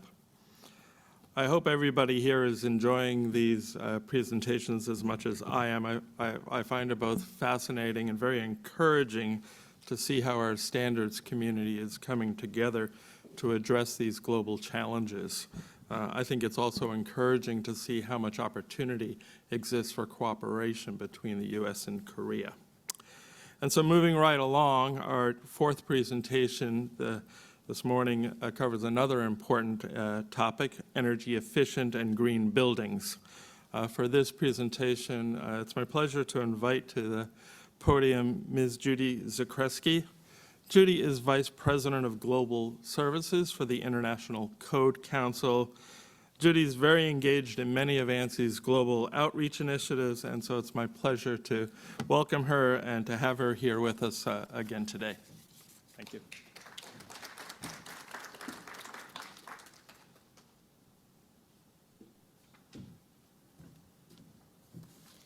Thank you, everyone, and thank you for having me here today to speak about the standards related to energy efficiency in buildings and about green buildings. Of course, this is a very important aspect. These are very important aspects in achieving carbon neutrality, which is the theme of the moment. The International Code Council, or ICC, is an ANSI member. We're the U.S. Technical Advisory Group Administrator to ISO Technical Committee 59 on buildings and civil engineering works, and the new Subcommittee 19 on offsite construction. We're a very focused standard development organization in the building sector in the United States, and we're the leading developer of building safety standards in the U.S. We produce a suite of 15 model building codes, including an energy efficiency code and a green building code, as well as an existing building code. And we offer a family of solutions that can help jurisdictions around the world to successfully implement and enforce their building regulations. Just a moment, if you'll indulge me, I think it's important to understand the different context in the United States that we have for building regulation, which differs from all other countries around the world. The building codes in the United States are not developed by a government, central government entity. Our system here in the U.S. requires a public-private partnership, very similar to the standardization process, and this also is private sector led. And even then, once the building codes are published, the state and local jurisdictions within the United States are not required to utilize the model building codes that are developed through the system. However, like most countries in the world, enforcement of building codes is a local function. This is an illustration of the family of solutions that we offer to aid jurisdictions around the world to achieve greater levels of building safety. And I'm not going to get into any detail here, but I'd be happy to provide information separately if anyone is interested. I will say, though, that in our engagement with jurisdictions around the world, we do see different needs. Whenever a jurisdiction is seeking assistance from ICC, we're able to customize our offerings and work together as peers on tackling the challenges that we face, like adapting existing buildings for climate change or accessibility, safely constructing tall mass timber buildings, which are also an aspect of energy efficiency and carbon capture, or attracting and training the next generation of building safety professionals. In June of this year, our evaluation service, which provides product inspection and certification services, including listings and evaluations of innovative construction products for compliance with construction codes and standards, signed an MOU with the Korea Testing and Research Institute. And this allows us, the Korea Testing and Research Institute and ICCES, to review and issue evaluation reports to American codes and standards for KTR's clients and vice versa. This streamlines market access and international trade for Korean and U.S. manufacturers, which is a goal of CATS, as per Ms. Lee's presentation. So building codes are important tools to address both climate change adaptation and mitigation. How? Well, advancements in building energy codes are helping to promote the adoption of new technologies, a lot of the technologies that we've been hearing about today for energy efficiency and reduced carbon. As energy sources diversify, also as we're hearing about today, buildings can become more efficient. And modern building energy codes can facilitate the adoption of newer, cleaner, and greener technology, including renewables. The structural efficiencies that reduce energy consumption and demand are also aspects of building codes. And building more fortified, energy-efficient buildings from the beginning is much more cost-effective than retrofitting existing buildings. We know that nearly 40% of global greenhouse gas emissions come from the construction and operations of buildings. So it's essential to address the building sector when we're talking about reducing carbon output. Nevertheless, fewer than half of the signatories of the Paris Agreement address the built environment in their nationally determined contributions. And buildings are often neglected in the climate change discussions. And we see this as a lost opportunity. We're trying to change that. Building energy codes are an important policy tool in both climate mitigation and adaptation. To date, energy codes have been primarily focused on reducing energy costs, energy use, and greenhouse gas emissions. But as climate adaptation becomes a priority, energy codes are also being recognized for their contributions to resilience. Climate change is expected to result in an increase, it already is, resulting in an increase in extreme temperatures and other hazard events. And building energy codes can support passive survivability through provisions for efficient building envelopes and HVAC and refrigeration equipment, plus guidance on shading, reducing solar heat gain. Energy codes can reduce the impacts of such extreme events. And building enclosure performance usually garners most of the attention around passive survivability, but there are other code provisions that are relevant, like pipe insulation, that can prevent the freezing of pipes during extreme cold events. Additionally, during extreme events, the energy grid may become strained. Reduced energy demand to obtain comfortable temperatures through increased building efficiency can also enhance the resilience of the energy grid. As part of our mission to address climate change adaptation and mitigation through building codes, ICC is involved in numerous global dialogues and organizations that further this mission. One is the Global Alliance for Buildings and Construction, which is affiliated with UNEP. Korea is not a member country of Global ABC, but 2 Korean organizations are members of Global ABC, the Global Green Growth Institute and Reimagining Cities Foundation. But the Global ABC is always looking for more global interaction with countries and organizations looking to achieve climate change mitigation and resilience through building codes and through the built environment. ICC is also embarked on an effort to help build out the strategies to address changing risks to building resulting from climate change. We've convened code development bodies from Canada, Australia, and New Zealand to share ideas and research needs and chart a path forward for better integrating future climate models into building codes, which traditionally rely on historical climate data to inform hazard maps, which in turn dictate how resilient buildings need to be in various locations. And this, of course, we know that historical events are not reflective of what we can expect, the hazards that buildings will face in the future. So the first result from this dialogue was released in early 2021. It was an assessment on how climate data is currently used in codes and standards globally. The second report outlined the potential strategies and research needs for addressing risks moving forward. And that report was released last November at COP26. The results of both of those reports have informed the development of the Global Building Resilience Guidelines, which are currently under final review and due to be published later this year. All of these resources are available for free and they're applicable to all jurisdictions around the world, not just the 4 that work to develop them. As nations and non-party actors came together at COP26 to set the path forward on climate resilience, we also got involved to amplify the critical role of buildings and building codes in achieving NDCs, while also lessening the impact of climate change. The resources that we created for the audience at COP26 are still available online on our website, and we'll be populating this site with new materials that are being prepared for our continued engagement at COP27 later this year.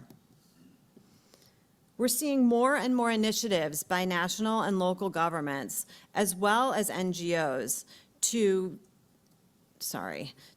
address the central role played by buildings in both mitigating climate emissions and energy use, while also enhancing resilience. Some of these initiatives include the USDN's Zero Cities Project, the Climate Mayors Network, and many more. And in the US, notably, the Biden-Harris administration has also called for all new buildings to be zero energy by 2030, and all buildings, government buildings, to retrofit to zero energy by 2050. So how do we get there? And how do we convince jurisdictions and implementing and updating building energy codes and green codes is worthwhile? Well, we develop the International Energy Conservation Code, or IECC, every 3 years.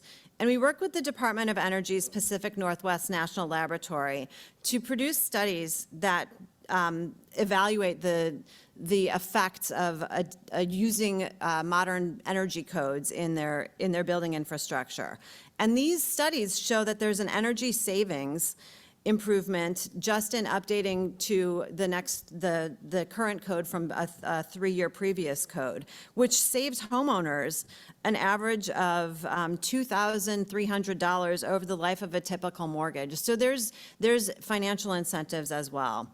The 2021 IECC, which we recently published, represents an approximately 40% improvement in energy efficiency for residential and commercial buildings compared to the 2006 edition. And it's important to note that communities that regularly adopt the IECC save money for both residents and business and improve community health and resilience. Policies at the federal, state, and local levels in the United States to achieve zero emissions and enhance community resilience must include a strong focus on current and future buildings. And assuring that buildings use energy efficiently is essential for protecting human health, economic prosperity, and also reducing the results of climate change. Recognizing that energy codes are the foundation to any government efforts to reduce their greenhouse gas emissions and energy usage, we launched the Code on Emission campaign that sets out to have 115 million people in the United States covered by the 2021 IECC by the end of 2023. So far, we've surpassed the halfway mark, and we're seeing a lot of activity continue. The IECC is used in all 50 states, more than any other international codes. Sometimes it's at a state level, and sometimes at a local level. Our family of solutions is helping our communities forge a path forward on energy and sustainability to confront the impacts of a changing climate.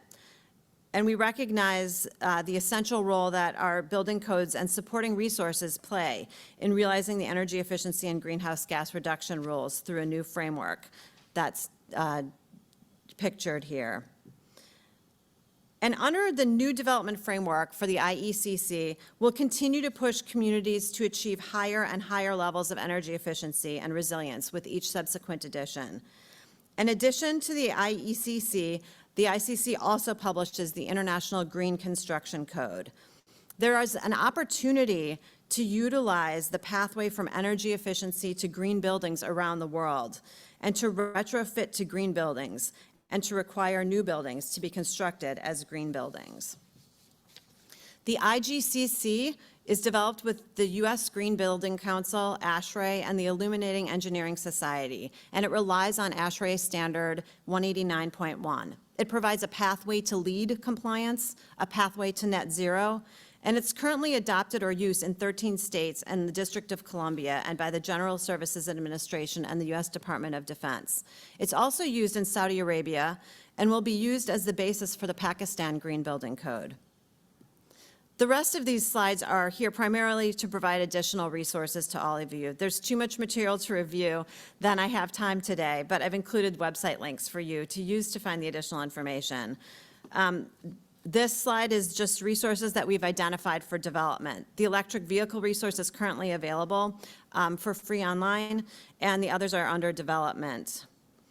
We offer training and certification in a number of energy efficiency and green building areas, and our certifications are recognized throughout the United States and in many countries around the world.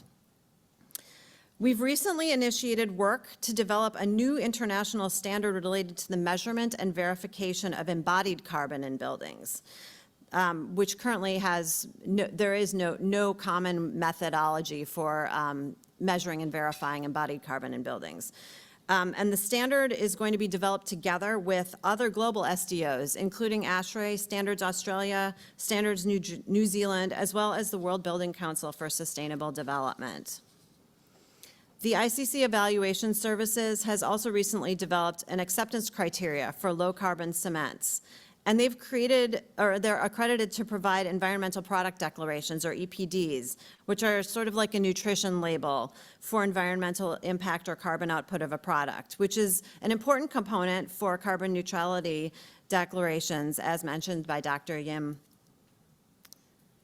And finally, the building industry is facing multiple challenges, including workforce availability, housing affordability, job site safety, building quality, and sustainability. And the expanded use of off-site construction, often called modular or prefabrication, is one approach to address these challenges. Our family of solutions offers multiple solutions to support the safe and efficient use of off-site construction, including the 2 standards mentioned here, and a 3rd standard that is under development, ICC MBI Standard 1210, which is a standard for mechanical, electric, and plumbing systems, energy efficiency, and water conservation and off-site construction, which is also going to be an important component of reducing our energy, or increasing our energy efficiency. And with that, I thank you all for your time, and I look forward to collaboration.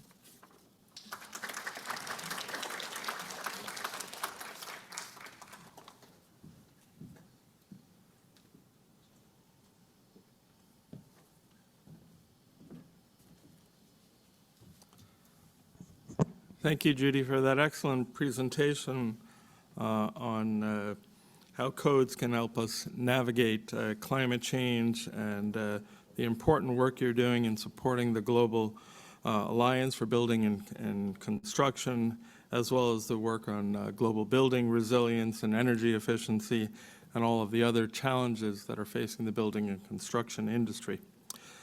Our 5th presentation will be from one of our Korean guests, and we'll focus on Korean standards and international impact on semiconductors.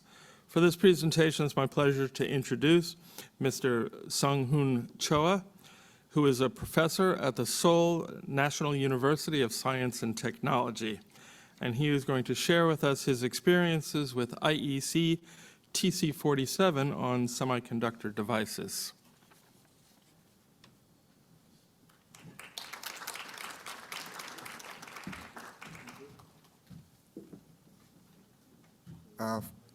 This is Sung-Hoon Choa. First of all, I really sincerely appreciate for NC to provide very informative and constructive Korea and United States Standard Forum. I really appreciate that. Previous speaker speak about and provide information for green building, carbon neutrality, and etc. But I don't want to provide what is semiconductor, why semiconductor is important, because it is very easy to get information from Google search and YouTube. Instead of speaking about why semiconductor is important, today I'd like to speak how to cooperate, how to build a standard between United States and Korea, which is a very important topic in this forum. Next. Okay. As you know, semiconductor or semiconductor device is become very hot issue and hot spot, and political perspective and economical perspective. Also, as you know, Semiconductor Alliance, which as you also known as Chip 4 Alliance, is under discussion. So I hope through Chip 4 Semiconductor Alliance between United States, Korea, Japan, and Taiwan, and each country will get a benefit from Chip 4 Alliance. So I will introduce IEC 47. Please understand me that I'm not representing person to introduce IEC, but IEC is the only public organization for international standard in these days. Next. IEC was founded in 1907, World Fairs in St. Louis. Okay, next. Next, it's not important. So I will introduce TC47. TC is a technical committee, semiconductor device, established in 1960. So now TC47 have 4 SC. SC means subcommittee, and 22 working group. So chairman is Bob Mitchell from United States. Cha Cho-rung, secretary is Cha Cho-rung from Korea. There are 4 countries leading TC47. First is United States, Korea, Japan, and Germany. But in these days, many experts from China is participating in international standardization. So there are many new document is published from China. So you have to keep in mind. Next. So I will introduce structure of TC47, because in this field we have to find what field we have to cooperate between United States and Korea. First is SC47A, is the integrated circuit. Second is SC47D, is semiconductor packaging. Next is SC47E, is discrete semiconductor device. SC47F is MEMS. As you know, left side we have working group 6 is incubating working group. Also recently, working group 8 is a wide band gap technology, which is also known as a power semiconductor, which was used in electric vehicle, which is very important in these days. So we have to think about in which company we have cooperate between United States and Korea. Next. Also, as I mentioned, TC47 is chairman is Bob Mitchell is United States. SC47A is integrated circuit is Franz Kohls from Germany. SC47D is semiconductor device packaging is Stefan Tisdale from United States.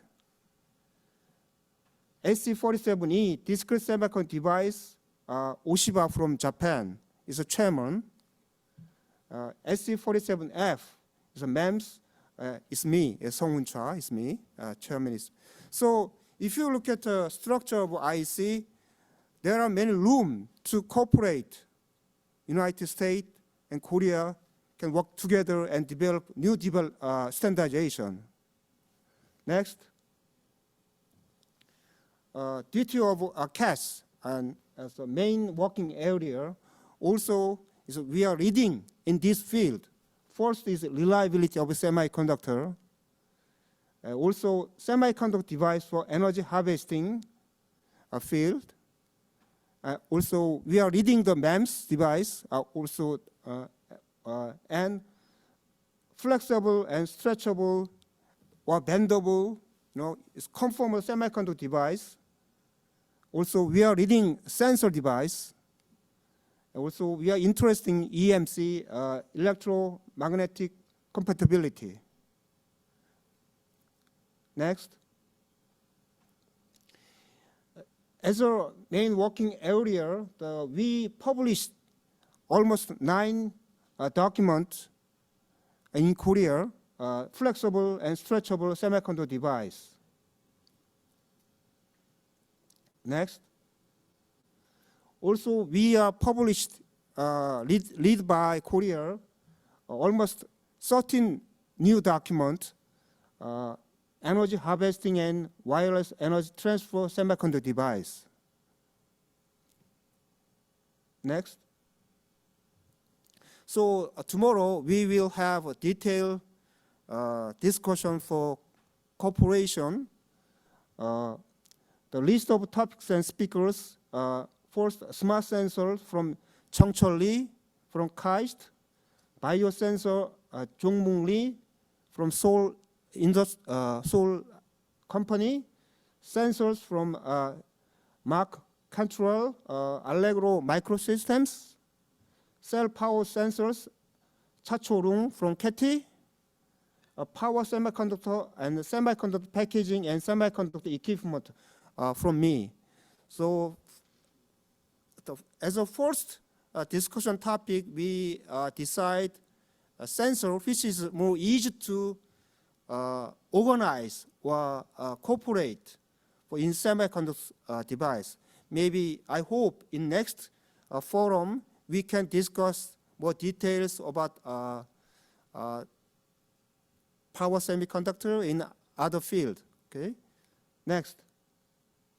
So we propose, Korea propose a future interest for cooperation. First is semiconductor packaging field. The second one is semiconductor component in equipment. The third field is power device and wide band gap technology. As you know, TC Working Group A was established by United States. So we can make new document for power device semiconductor. So we hope cooperate to develop a key standard in Working Group A. Next. And I will introduce step by step. The first step was semiconductor packaging. In IC 47D is a semiconductor packaging. Next. Chairman is Tisdale. Next. In previous stages, semiconductor packaging is not important. So semiconductor packaging, also assembly, is we think it is not important, but nowadays the importance of semiconductor packaging is increasing very rapidly. So growth of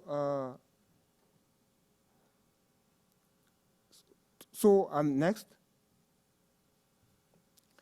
As you see, in semiconductor fabrication, silicon manufacturing is known as front end. So semiconductor packaging is known as back end. But now, semiconductor packaging becomes middle end, which utilize front end technology. So now, as far as I know, Intel investing a lot of money to develop semiconductor packaging technology. Next. So various semiconductor packaging technology is developing very fast and used to develop next generation semiconductor device. So nowadays, semiconductor technology is one of key technologies to develop memory device, also system memory device. Next. So I'm sorry, there's some Korean word, but TSMC, Samsung, Intel, they are making memory or LSI and any other semiconductor chip using different semiconductor packaging technology. So nowadays, packaging technology is very important. So we hope we can start discussion for making new standard or making new technology for semiconductor technology field. Next. The second one is semiconductor component in equipment. As you know, Samsung and TSMC will start mass production for memory device using 3 nanometer fabrication technology. And various new fabrication technology and components will be utilized to develop next generation semiconductor device, such as EUV, ALD is an atomic layer deposition. So next. The importance of a new technology in semiconductor component of equipment keep increasing. But SEMI is known as Semiconductor Equipment and Material Institute is a main group for standardization for semiconductor equipment. But we think standardization of evaluation method of key component used in semiconductor equipment can be possible in TC 47. So I think that United States have a very strong technology in semiconductor equipment. So, but Samsung and Korea have very strong influence in fabrication. So I think it's a good match to cooperate each other. Next. The third item is power device, which is very important in electric vehicle. So as I mentioned, this working group A, a wide bandgap technology was established recently. Several documents is in progress based on JEDEC document, but I think power device will be key technology for electric vehicle in other application area. So we think that US and Korea can cooperate to develop new document in working group A. Next. That's all. Thank you. Thank you.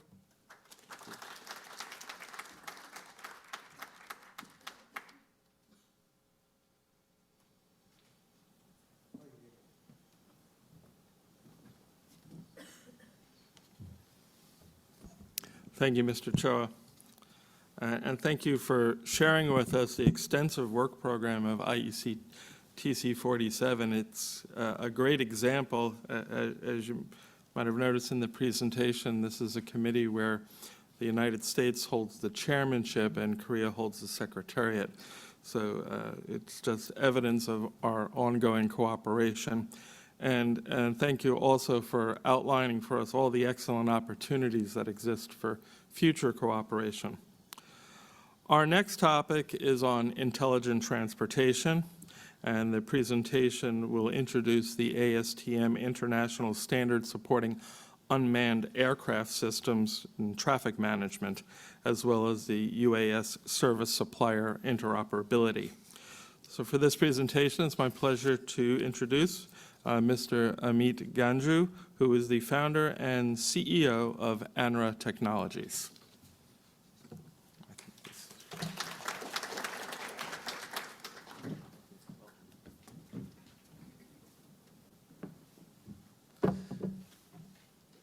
Good morning, everyone. Thank you to ANSI for giving me the opportunity to kind of share some of the work we've been doing with ASTM for the past few years.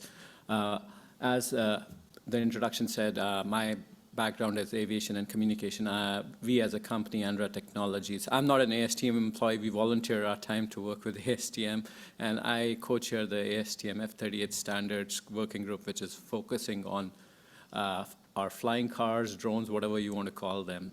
So we focus as a company on airspace and mission management. So what I'm going to talk to you about is the kind of work that's been going on, what standards have been published, how we have collaborated with stakeholders pretty much all around the globe, even folks from Korea for that matter, and other parts of the world, and how this standard is actually translating more from just being a paper standard to actual real-world deployments, and how we move on from here to what's next and the future as, for those of you who remember Jetsons and the flying cars, that's coming, at least in our lifetime, so we'll talk a little bit more about that. So the good news, after around 2.5 years of work, December of 2021, we finally got the standard. So for those of you who don't understand what the standard is about, so just like you have roads on the ground where in 2 dimensions where cars drive and there are traffic lights and stuff, when you move into the sky, there are no roads. There are no traffic lights. So how do you create these virtual on-demand highways in the sky and make sure aircraft don't bump into other aircrafts or drones or buildings and stuff like that? So that's in essence what this standard was designed to help with and make sure that it's not just one entity, the centralized entity that's managing all these highways in the sky. It's a federated system where there are multiple stakeholders and how do they digitally share the information with each other? So creating a digital infrastructure versus a physical infrastructure.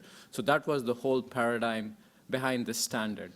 So the standard got published, the first version. It's a very complex problem, as you can imagine, because we are moving from 2 dimensions to more or less 4 dimensions, which is space and time when we move into the skies.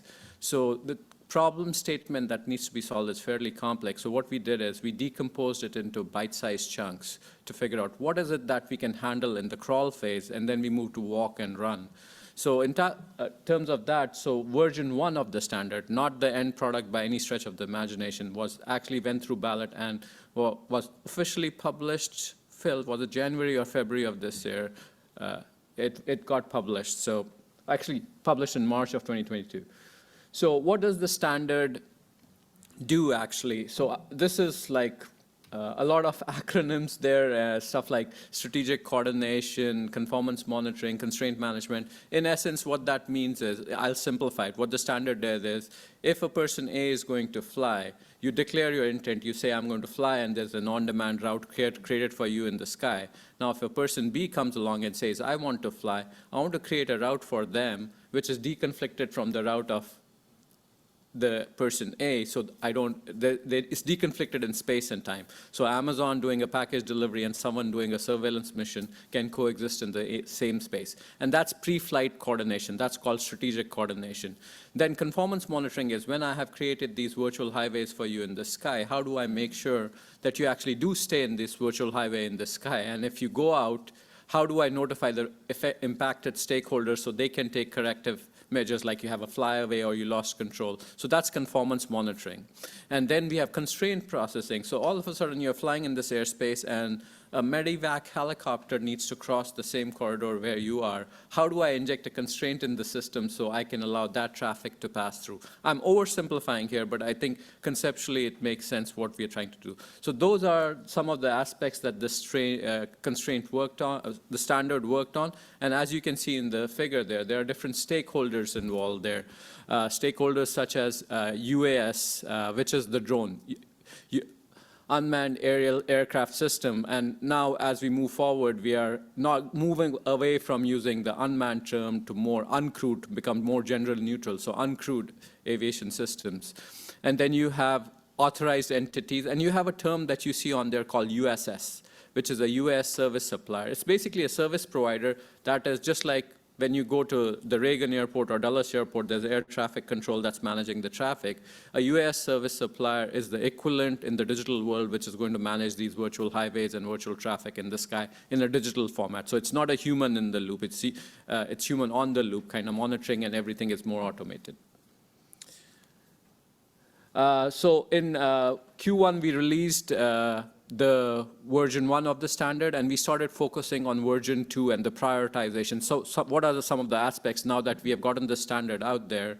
What are the next things we should work on? So just so you understand, this standard has actually been implemented as part of the FAA's UTM pilot projects, NASA TCLs in Switzerland, as part of the Swiss FOCA in UK, and in other parts of the world too. So for version 2, what we realized is to go from these limited scale deployments to broader deployments, we need to address some other aspects. And the two of the aspects that we are currently handling as part of the version 2 work that has been kicked off is U-Space regulation mapping. So U-Space might be another acronym many of you may not be familiar with. In US, we use the term called UTM, which is UAS traffic management, basically drone traffic management. In Europe, they don't use the term UTM. They use the term U-Space. It's the same thing. It's interchangeable. So in Europe, the reason we said U-Space regulation mapping, because from a regulatory point of view, we have the technical interface, but a regulatory framework is always required to deploy anything in the aviation segment. So Europe has a published regulation, which is actually going to go into effect January of 2023. So that means people actually have the standards and they have a regulation they have to comply with, and this standard is a potential means of compliance to that standard. So we are taking the standard and mapping it to the regulation and creating a matrix for anyone who's going to deploy. How do you meet those requirements? So that's in essence what the U-Space regulation mapping activity is. And then the other aspect we are handling is strengthening of the safety case for interoperability. So it's not just one entity that's managing your traffic. I used the example earlier, and I'm not trying to pick on any one company here, but like, say, Amazon is doing a package delivery and Andra is providing another service provider, airspace management system. Both those systems have to interoperate and share their digital data. So strengthening of the safety case. How does this standard add to the safety case? Because at the end of the day, the regulators like FAA care about the safety of the airspace. It's the same airspace. How are you adding to the, how is this standard adding to the safety of the airspace? So that was the first phase of the standard, and what we then focused on, the same standard, the initial scope was, let's focus low altitude, below 400 feet, these small drones, whether they're doing mapping missions or carrying packages, but the real business opportunity in the long term is bigger unmanned cargo, passengers, or flying car, or what's called urban air mobility or advanced air mobility coming into play. So we actually created a sub-working group, a focus group within my working group, which is focused on urban air mobility or these flying cars thing. So as part of that, that work is ongoing, and what we are looking at is the building blocks that we have already put in place. What are the gaps that need to be addressed to? Because conceptually, now we are moving from low altitude, we are moving into higher altitude where there are big aircraft flying. We are going to move into controlled airspaces close to airports and stuff. So how do we handle? So there are some conceptual changes that need to be handled. So those are some of the things that are being worked on. And actually, a draft version of those concepts was actually exercised as part of what's called NASA National Campaign, X4, which just wrapped up a few weeks back, where some of these concepts were actually tested in a digital twin, in a simulation environment. So some of the things that are being worked on, focused on, is operation creation modification. How do you handle demand capacity? Because a small drone can take off from any point and land at another point. But when you're talking about these flying cars, or there are designated vertiports or landing sites and takeoff sites. So how do I come in and make sure I have a spot available, I have a charging pad available, because these are electric. So there's a lot of demand capacity issues that need to be handled as well. And I can go more into detail, but I don't want to, I know I have limited time, but happy to answer any questions for folks that have questions later on. So in terms of the regulation mapping, this work is already ongoing. In Europe, there are 6 services that have been identified as part of the U-Space UTM paradigm. There are 4 mandatory services and 2 optional services. So the mapping work that we started, this slide is a little bit dated. We have completed work on 3 out of those 6 services in terms of the mapping. How does this standard give you a means of compliance to the regulation in Europe? So that work has already been completed, and we are working on the remainder services.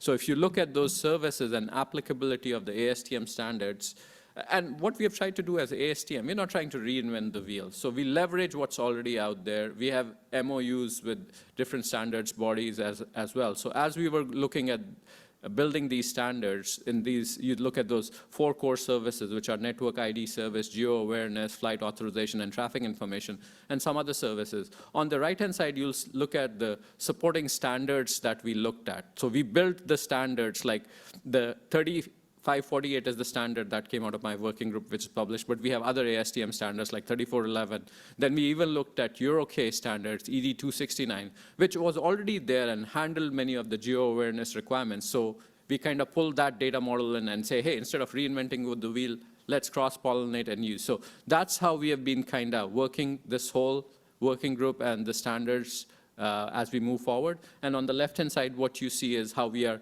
creating actual guidance material and means of compliance for Europe. And as the regulatory framework falls into place in US, hopefully we look forward to doing the same thing in US and other jurisdictions around the world, like Korea and other places. So there are a lot of synergies in Korea, for example, with the KGC, Korean National Grand Challenge, that's being run on the same lines as the NASA Grand Challenge. So some of these concepts we are hoping, because we have Korean partners that are KIAST and others that have been involved with ASTM. So hopefully we'll get to leverage some of these standards in Korea as well. As we did the mapping, I think this is on my last slide, what we realized is we have the standard and there's the regulation. As you move from one jurisdiction to other, there are always subtle differences. It's not a catch-all that meets all regulatory frameworks. So when we were doing the mapping, we said, okay, there are certain things in the standard that have a one-to-one map to the regulation. There are certain things that we partially meet the regulation, and rest is left to the local, national, nation state to define, or the regulator to define how they want that to be implemented. And the last one is where we don't cover at all. So this mapping is, in essence, identifying those 3 categories. Where do we have full coverage? Where have we intentionally gone to the edge but not crossed over because that's very state-specific? And the last one is where we don't cover. That's all I had. Thank you for your time. Hopefully this was useful. Happy to answer any questions folks may have. Thank you.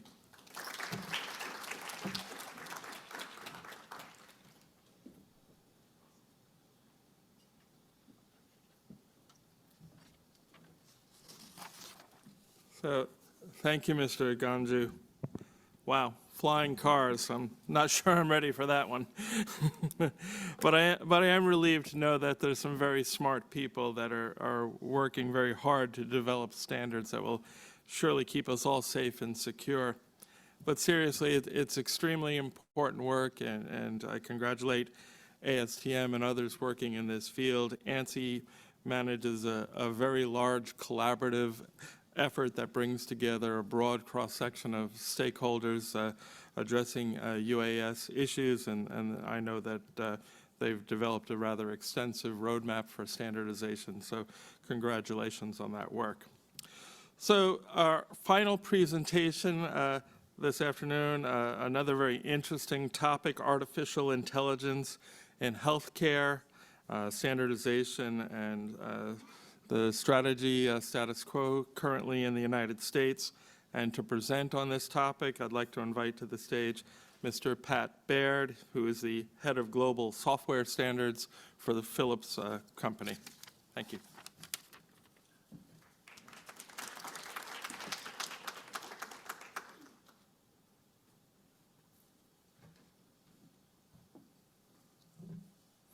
And I also realize that I'm the thing between you and lunch.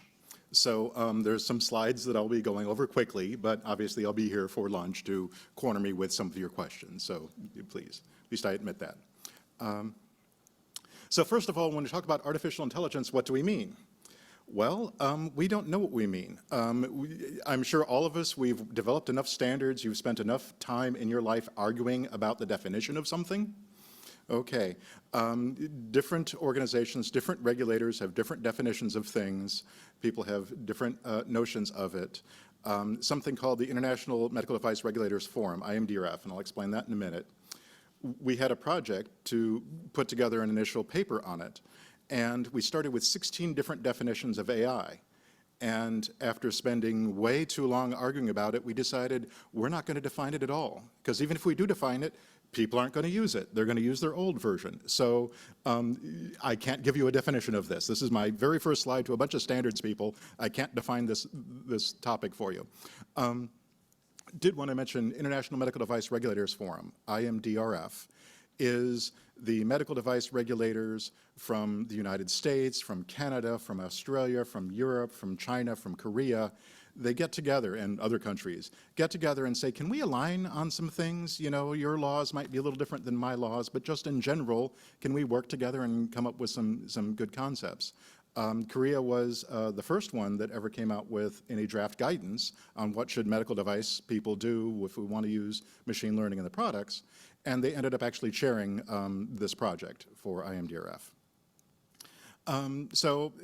Since I'm based in the United States, I'll at least copy from an FDA paper saying, and I'm not going to read the whole slide to you, but basically science and engineering of making intelligent machines, especially intelligent computer programs. You notice that's from 2007.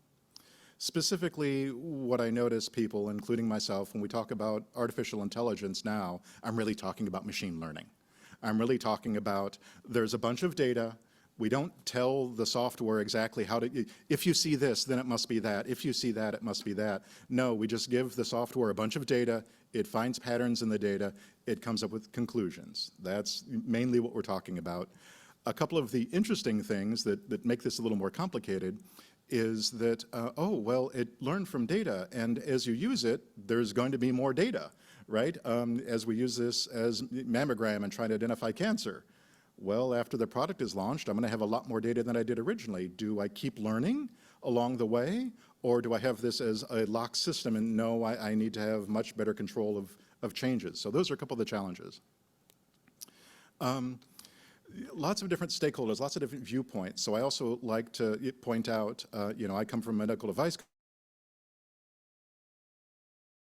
company, but the really important stakeholders here are the doctors. And so what do the doctors define this as? And it's interesting because their point is, you know, we're not at the point where the software can replace a doctor. Instead, it's helping the doctor. So they call it augmented intelligence, that it's better than the software working alone, better than the doctor working alone. They work together, and they augment healthcare, really kind of like that. Now, people that might have been involved in this in the past might remember, you know, AI was supposed to be a big thing in the 70s, and then it was again in the 80s, and it was in the 90s, and it never really came true. I remember having a Commodore 64 computer in the early 1990s and writing artificial intelligence program to play songs for me. But why now? Why is it that we think that this is going to stick, this is going to work? Two things. We have a lot more data now than we ever did in the past. I was just looking up on my phone, how much data do we generate every day? 2.5 and then 18 zeros, bytes of information every day. That's a lot, okay? So lots of things that we can take and process in there. Second thing is the kind of AI that we're using now requires lots of mathematics, lots of calculations. And as it turns out, video games, their graphic processing units, do those massively parallel calculations. So how many people have bought a video game in the past 5 years, either for yourself, a child, a grandchild? No, not so much? Okay, a couple people admit it. I did this in front of a fresh set of doctors, and just about everybody raised their hand. And so I thank them for investing in the technology that's going to help our patients, right? One thing that I found interesting when I started getting into this and looking at the standards was there were a couple surprises, a couple things that I thought were very challenging that I didn't expect. I joined a committee about self-driving cars. And as they were going through the draft for the standard, just to see what can I learn from that and apply to healthcare, the self-driving cars coming up to a stoplight, the stoplight turns yellow. Do you try to make it through the stoplight, or do you stop right here? And so I stopped reading the draft, and I'm like, okay, what would I do if I was the programmer? I would see how fast am I going, how close do I need to take and stop, and oh, is the road wet or slippery or something, right? Because that's going to impact.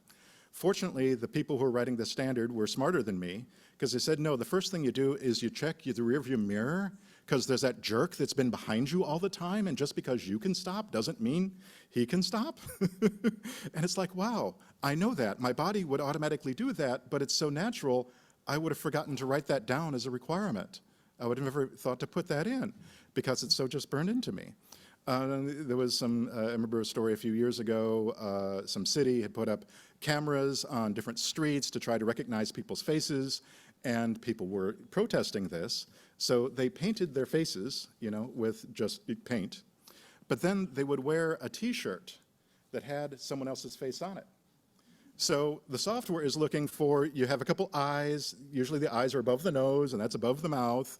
Maybe there's some ears, maybe there aren't. But no one told the software it's not down here. It has to be on top of the head. I could see making that mistake. And then the final one, with actually a link to this, is someone took some black tape to a 35-mile-an-hour speed limit sign and just made that 3 just a little longer. And the Tesla read that as 85 miles an hour. Okay, so bad. But it also occurred to me, and why I have it on the slide, is I don't know that I've ever seen an 85-mile-an-hour sign. You know, if I would see that, and if I would see that in the subdivision, you know, where all my houses are, no, I know that that sign isn't right.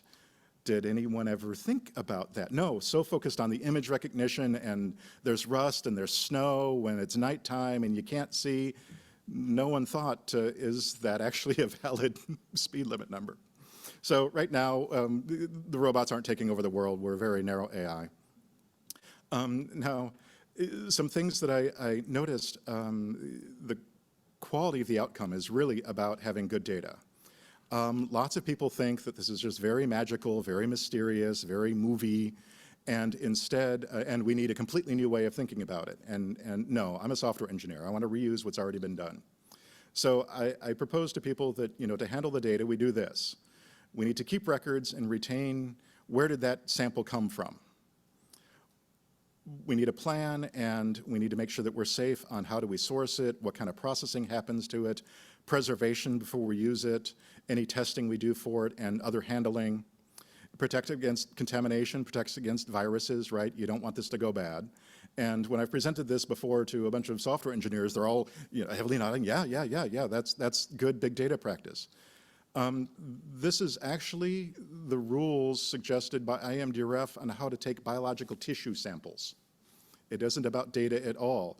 Have a process, be safe, protect it. We know these things. We just never thought about applying them here. So wanted to step back a little bit, and since I'm supposed to be talking about standards, just a real quick one-slide overview. I have more slides that are a little deeper into this. JTC1 SC42 is writing a large number of standards. They're horizontal. They aren't specific to my medical device field, but we're watching them. I can't use them directly, I don't think, but definitely some inspiration and can save some time. IEEE is developing a number of AI standards, some that are specific to healthcare. On the medical device software side, TC215 has a lot of well-known software standards. And I had been volunteered by someone in this room, who I won't call out right now, to be a co-chair for a project. We wrote up a paper, and we have a running task force now. Doesn't write standards, but help people. And like I said, I have another slide. Another group called CTA, and the folks at AMI and BSI have collaborated. I mentioned SC42. They're working on a lot of different standards.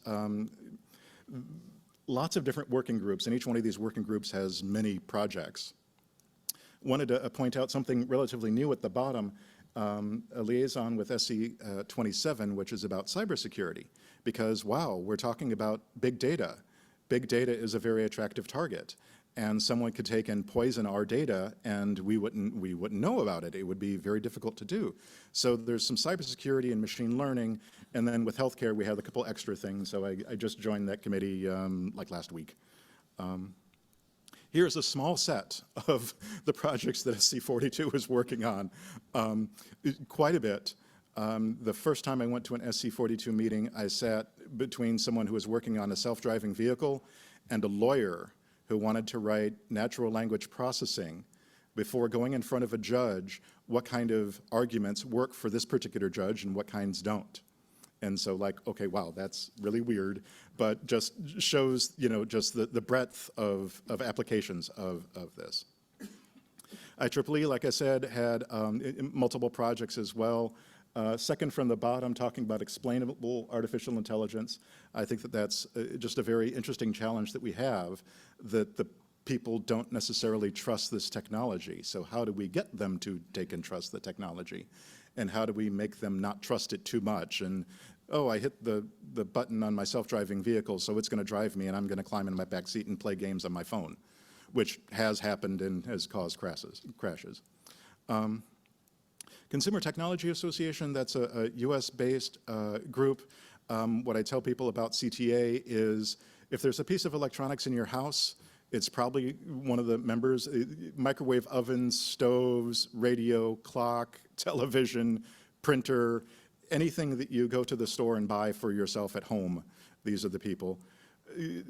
Quickly did a couple projects, and right now we're going to be starting a standard for cybersecurity there. I'd mentioned before this task force for international software standards for medical devices, and came up with some ideas. Again, this group wasn't, we know that there's going to be lots of standards for AI in healthcare in the future. To try to make these things happen as quickly as possible, we're keeping a database. That slide that I showed you, all of the different things SC42 is doing, we're actually coming up with a big matrix for people to quickly see. So when someone comes to us and say, hey, we do want to write a standard about this one little corner, I can say, here's a bunch of resources you should look for. Have you taken a look at this regulation? Have you taken a look at that? Let's come up with a common vocabulary. Let's come up with some education projects, because a lot of times the doctors don't know about this, the management at the hospital don't know. Can we take and educate those, educate our regulators on this technology, et cetera? So it's a very interesting standards team, because again, we're not writing standards, but we're trying to really, really help the people that are going to be writing the standards by providing these tools. ISO and IEC had some different approaches. There's some collaboration going on. There's all kinds of standards that we could take and write. We need all of these done immediately, so instead of you submit a project, you submit a project, you submit a project, let's have a team together, work through some priorities, and see what makes sense for a long-term strategy. And then the folks at AMI and BSI a few years ago wrote a white paper about AI in healthcare, got a lot of positive feedback. Based on that feedback, held another workshop, wrote another white paper, got a lot of positive feedback. Based on that, put together another white paper specifically about risk management and what are the new ways to fail that could hurt people. And the feedback we got was stop writing white papers and start writing standards. So just yesterday got the schedule to resolve the last few comments on that. It is just between these two countries, but taking that, I'll be taking that later this year to international to try to take and get the adoption. The idea to do it locally was to get it done quicker. And this was a very just interesting sort of thing that had happened that I thought was very interesting. Several years ago, there was actually two completely separate conferences, but the conference that I was at, conference about AI in healthcare back in 2017, so 5 years ago. And the crowd was very enthusiastic. They wanted to do something. They wanted to do something. They didn't know what to do, but they wanted to do something. So the conference organizers did a conference call, sent an email out to everybody, let's have this brainstorming session, see what you want to do. And so I had suggested that, hey, can we write some white papers? They aren't standards. They aren't as strong as a standard, but this is a very eager group, and standards take a while. Why don't you go ahead and basically write the first draft for us for some of these things? Not an official committee, you know, again, not a standards committee, just people that met like this at a conference, and they really cared. And they said, okay, well, what are some projects? And someone said, oh, I think we should take a look at artificial intelligence, how to improve manufacturing, you know, how to improve yields from drug companies, how to make better yields on their drugs. And I suggested that, you know, for medical devices, we have good manufacturing practices, good documentation practices. Why don't we have good machine learning practices? They said, good idea, Pat, you're now the co-chair. Go write a paper on that. And so actually some of the papers that we've written have ended up going into standards, both between those two. And in fact, the FDA had liked it so much that they started a project on what are those good machine learning practices and some of the guiding principles. And then this last slide I do just as a joke, just to be clear. I saw this book, I had to buy it, right? How to Prepare for This Robot Uprising. Published many years ago, has some very useful hints and tips about this, and actually one I thought was really good advice. When the robot insects are swarming towards you and coming towards you, you can't just grab a gun and shoot, because no, there's just these tiny little flying. Grab a fire extinguisher, grab a can of spray paint. I'm like, wow, that's really good advice. Again, I mean, this is a joke, but there actually is good ideas in here. So with that, oh, and I love the last one of establishing a base in human and robot territory. So I'm saying let's go have lunch, and you can get questions then. Thank you.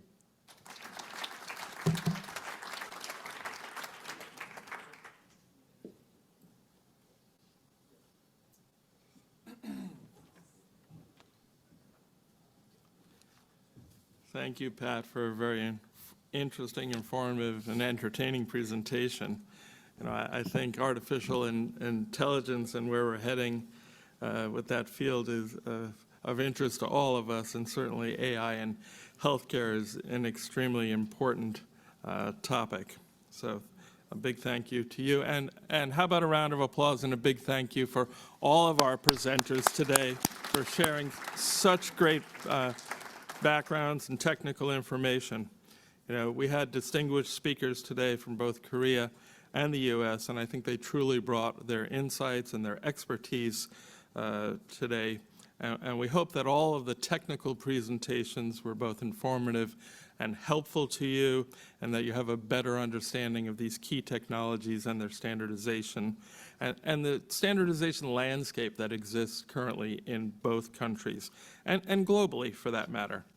I was struck in particular by the abundance of technical activity and expertise existing between our two countries in these critical technology areas, and the opportunities that it presents to us for continued collaboration and leadership. I think in addition to the overview presentations that were provided today as part of this ANSI-CATS collaboration, we're going to be organizing technical sessions in the upcoming months for small-scale, in-depth discussions on these topics between U.S. and Korean experts. The sessions will be fully virtual. There will be interactive discussions and presentations from industry experts from both countries. Last year, we held these technical sessions focusing on quantum technology, artificial intelligence, semiconductors, and the future of mobility. This year, we're looking to bring together interested experts to participate and lead these sessions. And for our U.S. experts, please reach out to our ANSI team if you're interested in getting involved. So in closing, I'd once again like to thank Administrator Lee and the staff at CATS that supported the organization of this very successful forum. I'd like to thank all of our distinguished guests and delegates from Korea for traveling to the U.S. for this meeting. And thank you to everyone here who joined both virtually and in person. We look forward to seeing you again next year. CATS has confirmed that they will be hosting this event in Korea, so we very much look forward to that. And again, for the in-person attendees, we do have a networking lunch. It's on the first floor in the Horizon Room. So please stick around for that, and I'm sure many of our experts will be able to address any questions that you have. Our staff will be available to help direct you. You have to go down the stairs to the registration area and use the elevator banks there, but they can help you find your way to the networking lunch. To everybody who's on the line virtually, thank you for taking the time to be with us this morning or this evening in Korea. Again, thanks to everyone, and enjoy.